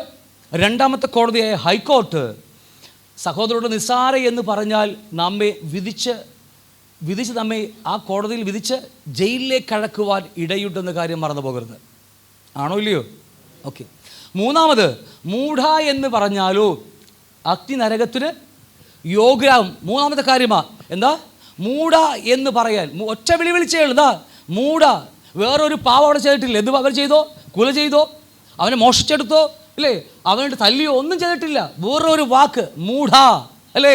ഒറ്റ വാക്ക് വിളിച്ചേ ഉള്ളൂ. ആ വാക്ക് നിമിത്തം അവനെ പറഞ്ഞു വിടാൻ പോകുന്ന മൂന്നാമത്തെ കോടതി എന്താണ്? സുപ്രീം കോർട്ടാണോ അടുത്ത കോടതി? ഈ സുപ്രീം കോടതി ഇന്ത്യയിലെ ഏറ്റവും വലിയ കോടതി ഏതാ? സുപ്രീം കോടതിയാണ്. ഇതുപോലെ നമുക്കുമുണ്ട് ആത്മമണ്ഡലങ്ങളിൽ വലിയൊരു കോടതി, ഏറ്റവും വലിയ സുപ്രീം കോർട്ട്. ഈ കോടതി വിധിച്ചാൽ, സുപ്രീം കോർട്ട് വിധിച്ചാൽ പിന്നെ അപ്പീൽ കൊടുക്കാൻ പറ്റത്തില്ല. വക്കീൽ പഠിക്കുന്ന ആൾക്കാരൊക്കെ ഉണ്ട്. പറഞ്ഞ മനസ്സിലാവുന്നുണ്ടോ? ഈ സുപ്രീം കോർട്ടിൽ ഒരു കാര്യം വിധിച്ചാൽ രണ്ടാമതൊരു ഓപ്ഷൻ അവിടെയില്ല നമുക്ക്. പിന്നെ നമ്മൾ തന്നെ അപ്പീൽ കൂടെ കൊടുക്കേണ്ടി, വേറെ വഴിയില്ല. ഞാൻ പറഞ്ഞ അർത്ഥം മനസ്സിലാണോ നിങ്ങൾക്ക്? ഹല്ലേലൂയ. അപ്പോൾ അതുകൊണ്ട് സുപ്രീം കോർട്ട് മൂന്നാമത്തെ ഏറ്റവും വലിയ കോടതി, ഇന്ത്യയിലെ ഏറ്റവും വലിയ കോടതിയാണ് സുപ്രീം കോടതി. അവിടെ മൂഢ എന്ന് വിളിച്ചിട്ട് നമ്മൾ അവനെ എന്താ പറയുക തള്ളിക്കളയുകയാണെങ്കിൽ കർത്താവ് പറയുന്നു അഗ്നി നരകത്തിന് യോഗ്യരായി നമ്മെ എണ്ണും. ആ വിധിച്ചത് വേറെ കോടതിയില്ല, സുപ്രീം കോടതി വിധിച്ച 3 കോടതി. ഇവിടെ പറയുന്നു ഈ ഗീഹന്ന എന്ന വാക്കാണ് അവിടെ എല്ലാം എഴുതി വച്ചിരിക്കുന്നത്. സെയിം വാക്ക്, നരകത്തെക്കുറിച്ച് എഴുതി വെച്ച വാക്കാണിത്. സഹോദരനെ മൂഢ എന്ന് വിളിച്ചാൽ നരകത്തിലേക്ക് പോകുമെന്നാണ് എഴുതി വെച്ചിരിക്കുന്നത്. എവർലാസ്റ്റിംഗ് പണിഷ്മെൻറ്റ് ഇട്ടിട്ടുണ്ട്, ഹെല്ലെന്ന് ഇട്ടിട്ടുണ്ട് അവിടെ. ഗിഹന്ന, പിന്നെ വാലി ഓഫ് ജെറുസലേമിൻ്റെ താഴ്വരയാണതെല്ലാം. അതെല്ലാം നരകത്തെ ചൂണ്ടിക്കാണിക്കുന്നു. ഏത് കാര്യം മറന്നു പോകരുത്. അപ്പോൾ മൂഢ എന്ന് പറഞ്ഞാൽ, സഹോദരനെ മൂഢ എന്ന് വിളിച്ചാൽ നരകത്തിലേക്ക് പോകുവാനായിട്ട് ഇടയുണ്ടെന്ന് പറഞ്ഞു പോകരുത്. മത്തായി 3:12 വായിച്ചാൽ വീശുമുറം അവൻ്റെ കയ്യിലുണ്ട്, അവൻ കളത്തെ മുറ്റും വെടിപ്പാക്കി ഗോതമ്പ് കളപ്പുരയിൽ കൂട്ടിവെക്കുകയും പതിർക്കിടാത്ത തീയിൽ ഇട്ട് ചുട്ടുകളയും ചെയ്യുന്നു. അല്ലേ? കർത്താവ് പറയുക, നമ്മൾ വചനം ലംഘിക്കുകയാണെങ്കിൽ ഈ കൊയ്ത്തുകാല സമയം, കൊയ്ത്ത് വരുമ്പോൾ, കർത്താവ് ഇറങ്ങി വരുമ്പോൾ, അല്ലെങ്കിൽ ആ ന്യായവിധിയുടെ മുമ്പിൽ നിൽക്കേണ്ടി വരുമ്പോൾ ഒരു കാര്യം മറന്നു പോകരുത്, നല്ലതിനെ മാത്രമേ ചേർക്കത്തുള്ളൂ, ബാക്കി എല്ലാത്തിനും എങ്ങോട്ട് ചുട്ടുകളയും, കൂട്ടിവെക്കി പതിർക്കിടാത്ത തീയിലിട്ട് കളയും ചെയ്യും. ഒരിക്കലും കെട്ടുപോകാത്തൊരു ഒരു തീയുണ്ട്. എവിടെയാ? നരകം തന്നെയാണ്. ഒരിക്കലും കെടാത്ത തീ. അതിനെക്കുറിച്ച് ജെറുസലേമിൽ ഒരു എന്താ പറയുക വേസ്റ്റൊക്കെ ഇടുന്നൊരു കുഴിയുണ്ട്, അവിടെയും അതിനെക്കുറിച്ചാണ് പറഞ്ഞിരിക്കുന്നത്. രണ്ടാമത്, നല്ല ഫലം കായ്ക്കാത്ത വൃക്ഷമൊക്കെയും എന്തു ചെയ്യും? വെട്ടി ഏതയിലിടും. നരകമെന്ന തീപ്പൊയ്യെ കുറിച്ച് അവിടെയൊക്കെ എഴുതി വെച്ചിരിക്കുന്നത്. വാക്യം 13, 40, 42 വായിക്കുമ്പോഴും മത്തായി 18, 20, 18-8 വായിക്കുമ്പോഴൊക്കെ നമുക്ക് ഇതുപോലെ ഒട്ടനവധി വാക്യങ്ങൾ കാണാൻ കഴിയും. അവിടെയൊക്കെ നിത്യാഗ്നിയിലേക്ക് പോകുവീൻ, അല്ലേ? രണ്ടാം മരണം, അവിടെ അവരുടെ പുഴു ചാകുന്നില്ല, തീ കെടുന്നതുമില്ല എന്നൊക്കെ പറയുന്ന ഈ വാക്യങ്ങളെല്ലാം നരകത്തെക്കുറിച്ച് കാണിക്കുന്ന വാക്യങ്ങളാണ്. മനസ്സിലാവുന്നുണ്ടോ? ക്ലിയർ ആണോ? ബൈബിളിൽ നമ്മൾ കഴിക്കുന്ന പുസ്തകത്തിൽ ഏറ്റവും അധികമായി നരകത്തെക്കുറിച്ച് സംസാരിച്ചത്, നരകത്തെക്കുറിച്ച് ആകെ 13 വാക്യങ്ങളേ ഉള്ളൂ പുതിയ നിയമത്തിൽ. ആ 13 വാക്യത്തിൽ ഒരെണ്ണം മാത്രം യാക്കോബ് എഴുതിയ വാക്യമുണ്ട്. എന്താ? നരകചക്രത്തിന് തീ പിടിച്ചെന്നൊക്കെ പറഞ്ഞ് യാക്കോബ് പറയുന്നത് ഒരൊറ്റ വാക്യം മാത്രമേ അവിടെയുള്ളൂ. 12 വാക്യങ്ങളും നരകത്തെക്കുറിച്ച് പറഞ്ഞത് നമ്മുടെ കർത്താവാണ്. നിങ്ങൾ പുതിയ നിയമം ഇപ്പോൾ വായിക്കാൻ തുടങ്ങിയില്ലേ? ഈ വാക്യം നിങ്ങൾ ശ്രദ്ധിച്ച് വായിച്ചു. നരകത്തെക്കുറിച്ച് ഏറ്റവും പ്രസംഗിച്ച ആൾ കർത്താവ് തന്നെയാണ്. കാരണം എന്താണെന്നറിയാമോ? കർത്താവാണ് നരകത്തെ സൃഷ്ടിച്ച് വെച്ചിരിക്കുന്നത്. അവൻ തന്നെയാണ് ന്യായാധിപൻ. അവനുണ്ടാക്കിയത് അത് എന്തുകൊണ്ടാണെന്നും അതിൻ്റെ ഭീകരത എന്താണെന്നും അവനുണ്ടാക്കിയവന് മാത്രമേ അറിയത്തുള്ളൂ. അതുകൊണ്ട് അവൻ 3.5 വർഷക്കാലം പ്രസംഗിച്ചാണത്. അത് തന്നെ അതേ പുസ്തകം നമുക്ക് നൽകിയിരിക്കുന്നത്. കാരണം ഇത് ഉണ്ടാക്കിയവനറിയാം അതിൻ്റെ ഭയാനകത, നരകത്തെക്കുറിച്ചുള്ള ഭയാനകത. നമുക്ക് ക്ലാസ് പിന്നീട് എടുക്കുക, നരകത്തെക്കുറിച്ച് ആഴമായ ക്ലാസ് നമുക്കുണ്ട്. നരകത്തിൻ്റെ ഭീകരതയൊക്കെ അറിയാവുന്നവൻ ഈ ഭൂമിയിൽ വന്ന് പ്രസംഗിച്ചു. അവനെ അപ്പോസ്തലന്മാർ അഴിച്ചു. ഇന്ന് നമ്മളെ കഴിച്ചുകൊണ്ടിരിക്കുക. എന്നറിയാമോ? ഈ നരകത്തിലേക്ക് നമ്മൾ പോകാതിരിക്കാൻ വേണ്ടിയാ. മനസ്സിലാവുന്നുണ്ടോ? കഴിഞ്ഞ ദിവസം പാസ്റ്റേഴ്സ് മീറ്റിംഗ് സംഭവം ഉണ്ടായി. നമ്മളെ പാപം ചെയ്താലും കൃപ നമ്മെ കൊണ്ടുപോകില്ലേ എന്ന് പാസ്റ്റർമാരുടെ സംസാരമുണ്ടായി. ഞാൻ ഒരിക്കലും കൊണ്ടുപോകത്തില്ല. ബൈബിൾ പഠിക്കുമ്പോൾ എന്നേക്കും ഒരു വാക്ക് പല ആവർത്തിച്ച് പറയുന്നുണ്ട്. നിങ്ങൾ ഓരോ വാക്കിലെടുത്ത് അടലിച്ച് പഠിച്ചോ. വെളിപ്പാട് പുസ്തകത്തിൽ കുറേ അധികമുണ്ട്. ഒന്ന് യേശു ക്രിസ്തുവിനെ കുറിച്ച് പറയുമ്പോഴും, 2 നരകത്തെക്കുറിച്ച് പറയുമ്പോഴും ഒരുപാട് വാക്യങ്ങളൊക്കെ വ്യത്യസ്തമായി അവിടെ കാണാൻ കഴിയും. എന്നേക്കും എന്ന് പറഞ്ഞാൽ ഇടയ്ക്ക് വെച്ച് ഈ കുട്ടി നരകത്തിൽ കൊണ്ട് കത്തോലിക്ക അവരുടെ പുസ്തകത്തിലൊക്കെ ഉണ്ട്. കുട്ടി നരകം ഇവിടുന്ന് മരിച്ചു പോയാൽ ആ കള്ളനായ ദുഷ്ടനാവട്ടെ ആരുമാകട്ടെ ശുദ്ധീകരണശാല, അതിന് വേറെ പേരുണ്ടല്ലേ, പ്രസ്പിറ്റ്സ് അല്ലേ, അത് ഇടയ്ക്ക് പറയണേക്കാം, പ്രസ്പിസ്കാനെ ഇതല്ലേ വേറൊരു പേര് അവർ പറയാ, ശുദ്ധീകരണ സ്ഥലം തന്നെ. അതിന് വേറൊരു പേര് അവിടെ ഒരു ഇംഗ്ലീഷ് പറയാറുണ്ട്. അതെന്ന് അരാമ്യ ഭാഷ, എന്ത് ഭാഷയാണ്. അവിടെ കൊണ്ട് ഇട്ട് മക്കൾ ഭൂമി ചെയ്യുന്ന കഴിഞ്ഞ ദിവസം നവംബർ 1-ാം തീയതി 12-ാം തീയതി ഇവിടെ എല്ലാവരും വന്ന് ആത്മാക്കൾക്ക് വെള്ളം കൊടുക്കണ്ടായിരുന്നു. ഞങ്ങൾ ഇവിടെ നമ്മളെ ചർച്ച ചെയ്യുന്ന മുകളിൽ നിന്ന് നോക്കിക്കൊണ്ടിരിക്കുക. എല്ലാവരും എഴുന്നേറ്റ് വന്ന് കുടിച്ച് അവർ താഴേക്ക് പോയി അല്ലേ. ഞാൻ പറഞ്ഞു ഒന്നും നടക്കത്തില്ല, ഇതൊക്കെ വെറും കാപട്യങ്ങളതല്ല. ഹല്ലേലൂയ. ഇത് ചെയ്താൽ നരകത്തിൽ പോകുന്ന കർത്താവ് പറഞ്ഞ് അവിടെ വീണാൽ പിന്നെ അവിടെ നിന്ന് നമുക്ക് പൊങ്ങി വരാൻ കഴിയത്തില്ല. ഈ പോയതൊക്കെ നരകത്തിലേക്ക് തന്നെ പോയത്. ക്രിസ്തുവിനെ അറിയാതെ പോയിട്ടുണ്ടെങ്കിൽ എല്ലാം നരകത്തിലേക്ക് തന്നെ പോയിരിക്കുന്നത്. നിങ്ങൾ എൻ്റെ കൂടെ ഉണ്ടോ ഇല്ലയോ? ഹല്ലേലൂയ. അപ്പോൾ അതുകൊണ്ട് ഇത് സത്യമായ കാര്യമാണ്. ഏത് കാര്യമാണ്? സഹോദരനോട് എന്താ വിളിച്ചത്? ആദ്യം എന്താ പറഞ്ഞത്? കോപിക്കുന്നവൻ അല്ലേ, കോപിക്കുന്നവൻ ന്യായവിധിക്ക് യോഗ്യരാകും. ഡിസ്ട്രിക്ട് കോർട്ടിൽ നമ്മെ വിധിക്കാനിടയുണ്ട്. കോടതിയിൽ പോയാൽ വിധിച്ചാൽ എന്താ സംഭവിക്കുന്നത്? എന്തായിരിക്കും സംഭവിക്കാൻ പോകുന്നത്? കോടതിയിൽ വിധിച്ചാൽ ആ പേപ്പർ മേടിച്ച് വീട്ടിലേക്ക് വന്നാൽ മതിയോ? ജയിലിൽ പോകണം. ആ ശിക്ഷയുടെ കാലാപരിധി കഴിയുന്നവരെ അവസാന ചില്ലിക്കാശ് കൊടുത്തു തിരുവോളം നമ്മൾ എവിടെ കിടക്കേണ്ടി വരും? ജയിലിൽ കിടക്കേണ്ടി വരും. ഒരിക്കലും അവിടെ നിന്ന് നമുക്ക് മോചനം കിട്ടത്തില്ല. അതിന് സമയമുണ്ട്, പരിധി വെക്കത്തിലുണ്ട്. ഓക്കെ, എന്നിട്ട് പറയുക, കോപിക്കുന്നവെല്ലാം ന്യായവിധിക്ക് യോഗ്യരാകും. ഒന്നാമത്തെ കോടതി. രണ്ടാമത് നിസ്സാര, ചെറിയ കാര്യമാണ് നിസ്സാര എന്ന് പറഞ്ഞപ്പോൾ അവിടെയും ഈ പറഞ്ഞ ഹൈക്കോടതിയിൽ വിധിക്കുകയാണ്. കോടതിയിൽ പോയാൽ തീർച്ചയായും നമുക്ക് ശിക്ഷ കിട്ടും. ഉറപ്പാണല്ലോ, അത് മാറ്റില്ലല്ലോ അല്ലേ? പേടിയാണല്ലേ? മൂന്നാമത് മൂഢ എന്ന് വിളിച്ചാൽ അഗ്നി നരകത്തിന് യോഗ്യരായിത്തീരും. ഇത്രയും 3 കോടതിയെക്കുറിച്ച് പറഞ്ഞിട്ടാണ് 25-ാം വാക്യം, നിന്റെ പ്രതിയോഗിയോടുകൂടെ വഴിയുള്ളപ്പോൾ തന്നെ വേഗത്തിൽ അവനോട് ഇണങ്ങിക്കൊള്ളുക, അല്ലാഞ്ഞാൽ പ്രതിയോഗി നിന്നെ നീ തടവിൽ ആയിപ്പോകും. നിന്റെ പ്രതിയോഗിയുടെ കൂടെ വഴിയുള്ളപ്പോൾ തന്നെ വേഗത്തിലെത്തിയിടം നിന്നോട് ഇണങ്ങിക്കൊള്ളുക. വാക്യം വളരെ വളരെ മനോഹരമായ വാക്യമാണ്. പ്രതിയോഗിയുടെ കൂടെ. ഇവിടുത്തെ പ്രതിയോഗി ആരാന്നറിയാമോ? ആരാ പ്രതിയോഗി? നമ്മൾ തന്നെ അല്ലേ? നമ്മുടെ ഇടയിൽ പ്രശ്നങ്ങൾ സംഭവിച്ചുകൊണ്ടിരിക്കുന്നത് നമ്മൾ തന്നെയാണ് ആ പ്രതിയോഗി അല്ലേ? വഴിയിൽ വെച്ചുള്ളപ്പോൾ തന്നെ ഇണങ്ങിക്കൊള്ളുക. ബാക്കി അവിടെ നിൽക്കട്ടെ. നമ്മൾ ഈ ആയുസ്സിൽ നമ്മുടെ സഹോദരന്മാരുമായി എന്തെങ്കിലും പ്രശ്നം ഉണ്ടാക്കിയാൽ നമ്മളത് പരിഹരിക്കുന്നില്ലെങ്കിൽ ഓർക്കണം, 3 കോടതിയിൽ എവിടെയെങ്കിലും ഇട്ട് ദൈവം നമ്മെ വിധിച്ചിരിക്കും. കാഠിന്യമനുസരിച്ച് അല്ലേ? നമ്മുടെ വിളി അനുസരിച്ച്, കാഠിന്യമനുസരിച്ച് ദൈവം നമ്മെ വിധിച്ചിരിക്കും. നിങ്ങൾ പഴയ നിയമം പഠിച്ചാൽ, ഞാൻ ജസ്റ്റ് ഒന്ന് ഓർത്തുകൊണ്ട് മാത്രം പറഞ്ഞു പോകുകയാണ്. ഈ ഇസ്രായേൽ മക്കൾ അവരുടെ യഹൂദന്മാരുടെ ആ പുസ്തകത്തിൽ, അല്ലെങ്കിൽ ബൈബിളിൽ, നമ്മുടെ ലേവ്യ പുസ്തകത്തിലുണ്ട് അതിനെക്കുറിച്ച്. ഇസ്രായേൽ മക്കളിൽ വിശ്വാസികൾ പാപം ചെയ്താൽ അവർക്കൊരു കുറുപ്രാവിനെയോ ആ കുഞ്ഞുങ്ങളെയൊക്കെ അർപ്പിച്ചാൽ മതി പാപമനുസരിച്ച്. എന്നാൽ സഭയിലെ ഇസ്രായേൽ മക്കളുടെ സഭയിലെ ഒരു മൂപ്പൻ, ഒരു എൽഡർ അല്ലേ, അവൻ പാപം ചെയ്താൽ ഒരു കുഞ്ഞ് പ്രാവിൻ്റെ കുഞ്ഞായിട്ടൊന്നും പോയിട്ട് കാര്യമില്ല അങ്ങോട്ട്. കാരണം അവൻ ആരാ? ഒരു വിശ്വാസി. ഇസ്രായേൽ മക്കളിലെ ഒരു വിശ്വാസി അല്ലേ? അറിയാലോ അല്ലേ? ആ വിശ്വാസി ഒരു പാപം ചെയ്താൽ അവരുടെ പുരോഹിതന്റെ അടുക്കൽ വരുമ്പോൾ ചെറിയ പ്രാവിനെ കൊണ്ടുവന്നാൽ മതി. കാരണം അത്രക്കേ ഉള്ളൂ ഈ വിശ്വാസി എന്ന് പറയുന്നത്. അവൻ കൊണ്ടുവന്ന് യാഗമർപ്പിച്ചാൽ മതി. എന്നാൽ ദൈവത്തിൻ്റെ മനസ്സറിയാവുന്ന ഈ എൽഡർ, മൂപ്പന്മാർ അല്ലേ, അവർ ഒരു പാപം ചെയ്താൽ അവിടെ എഴുതി വച്ചിരിക്കുക, അവിടെ അറുക്കണമെങ്കിൽ, അതിന് പരിഹാരം ചെയ്യണമെങ്കിൽ ആട്ടുകൊറ്റന്മാരെ തന്നെ കൊണ്ടുവരണം. ഈ പറഞ്ഞ പ്രാവൻ കുഞ്ഞിനെ എടുത്തുകൊണ്ട് വരാൻ പാടില്ല. കാരണം അവൻ ആരാ? അവൻ സഭയെ നയിക്കേണ്ട മൂപ്പനാണ്. ഞാനീ പറഞ്ഞു വരുന്നത്, നമുക്ക് ആ ക്ലാസ് ഒന്നും ഇപ്പോൾ ഇല്ല, ഞാൻ പിന്നെ വേറെ എടുക്കും അതിനെക്കുറിച്ച്. ജസ്റ്റ് ഒരു ഹിൻഡ് തന്നെ പോവുകയാണ്. ശ്രദ്ധിച്ചു നോക്കിയേ, അവൻ ഇവിടുത്തെ മൂപ്പനാണ്. ജനങ്ങളെ, ആടുകളെ നയിക്കേണ്ടവനാണ് അല്ലേ? നയിക്കുവാൻ സഹായിക്കേണ്ടവനാണ് അവൻ. അവൻ്റെ ഒരു പാപം ചെയ്താൽ അവൻ്റെ ശിക്ഷയുടെ കാഠിന്യം കൂടുതലാണ്. ആണോ ഇല്ലയോ അല്ലേ? എന്നിട്ട് പ്രതിയോട് വഴി ഉള്ളപ്പോൾ തന്നെ വേഗത്തിൽ ഇണങ്ങിക്കൊള്ളുക. മൂന്നാമത് നമുക്ക് കാണാൻ കഴിയും, അവരുടെ കൂട്ടത്തിൽ ഒരു പുരോഹിതനുണ്ട്. ദൈവസഭയുടെ അല്ലെങ്കിൽ അവിടുത്തെ ആ ആലയൊക്കെ ശുശ്രൂഷിക്കുന്ന പുരോഹിതൻ. ഒരു പുരോഹിതൻ പാപം ചെയ്താൽ അവിടെ പ്രാക്കുഞ്ഞുങ്ങൾ പോരാ, പിന്നെന്തുവാ, ആടിനെയും പോരാ. കാരണം അവിടുത്തെ ഏറ്റവും വലിയ ക്രിസ്തുവിൻ്റെ പകരക്കാരനായി നിൽക്കുന്ന ആ വ്യക്തികളൊക്കെ അല്ലേ, അവർ യാഗം അർപ്പിക്കണമെങ്കിൽ അവർ കാളയെ തന്നെ യാഗം അർപ്പിക്കണം. വ്യത്യാസം മനസ്സിലാവുന്നുണ്ടോ? ഒരു വിശ്വാസി പാപം ചെയ്ത് ചെറിയ കുഴപ്പമില്ല, ഏറ്റുപറ കർത്താവ് ഒഴിവാക്കാൻ കാര്യമുള്ളൂ. മോശ 10 പാപം ചെയ്ത്, ഇസ്രായേൽ മക്കൾ 10 പാപം ചെയ്തപ്പോഴാണ് ദൈവം അവരെ തള്ളിക്കളഞ്ഞത്.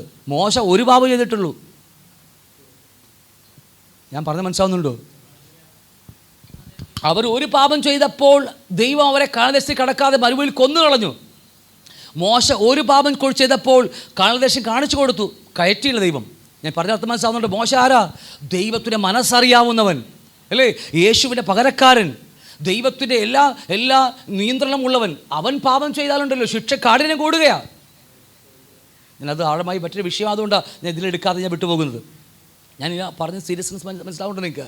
ഒരു വിശ്വാസി പഴയ നിയമത്തിൽ പാപം ചെയ്താൽ അവൻ അതിൻ്റെ പാപത്തിൻ്റെ കാഠിന്യം അനുസരിച്ച് ചെറുതിനെ കൊണ്ടുവന്നാൽ മതി. എന്നാൽ പുരോഹിതൻ പാപം ചെയ്താൽ അത് പോരാ, അല്പം കൂടി കട്ടിയ ആട്ടുകൊറ്റന്മാരെ, കാളക്കിടാങ്ങളെ കൊണ്ടുവരേണ്ടി വരും. എന്നാൽ പുരോഹിതൻ പാപം ചെയ്താൽ അങ്ങനെയൊന്നുമില്ല, കാളയെ തന്നെ അർപ്പിക്കണം. വ്യത്യാസങ്ങളാണ് അവിടെയും. അവിടെ മുതലേ ഇതിനെക്കുറിച്ച് ക്ലാസ്സുകൾ കർത്താവ് പഠിപ്പിച്ച് വരിക നമ്മളെ. എന്നിട്ടാണ് പുതിയ നിയമത്തിൽ 3 കോടതി വെച്ചിരിക്കുന്നത്. ഞാനീ പറഞ്ഞ ക്ലാസ് വേറെ ടോപ്പിക് ആയതുകൊണ്ട് ഞാൻ ഇതിൽ എഴുതാതിരുന്നത്. പക്ഷേ നിങ്ങൾക്ക് അത് മനസ്സിലേക്ക് കാണുമെന്ന് ഞാൻ ചിന്തിക്കുന്നു. മനസ്സിലാവുന്നുണ്ടോ? അതുകൊണ്ട് ശുശ്രൂഷയ്ക്ക് നിൽക്കുന്നവർ ഒരു ചെറിയ പാവം മതി, കർത്താവ് അവനെ തൂക്കിയെടുത്തിരിക്കും. എന്ന് മിണ്ടില്ല നിങ്ങൾ? ഇതൊക്കെ പഴയ നിയമത്തിൽ കൃത്യമായിട്ട് നമ്മൾ കൃത്യമായിട്ട് പഠിപ്പിച്ചിരിക്കും. എന്ത് രസമെന്നറിയാമോ?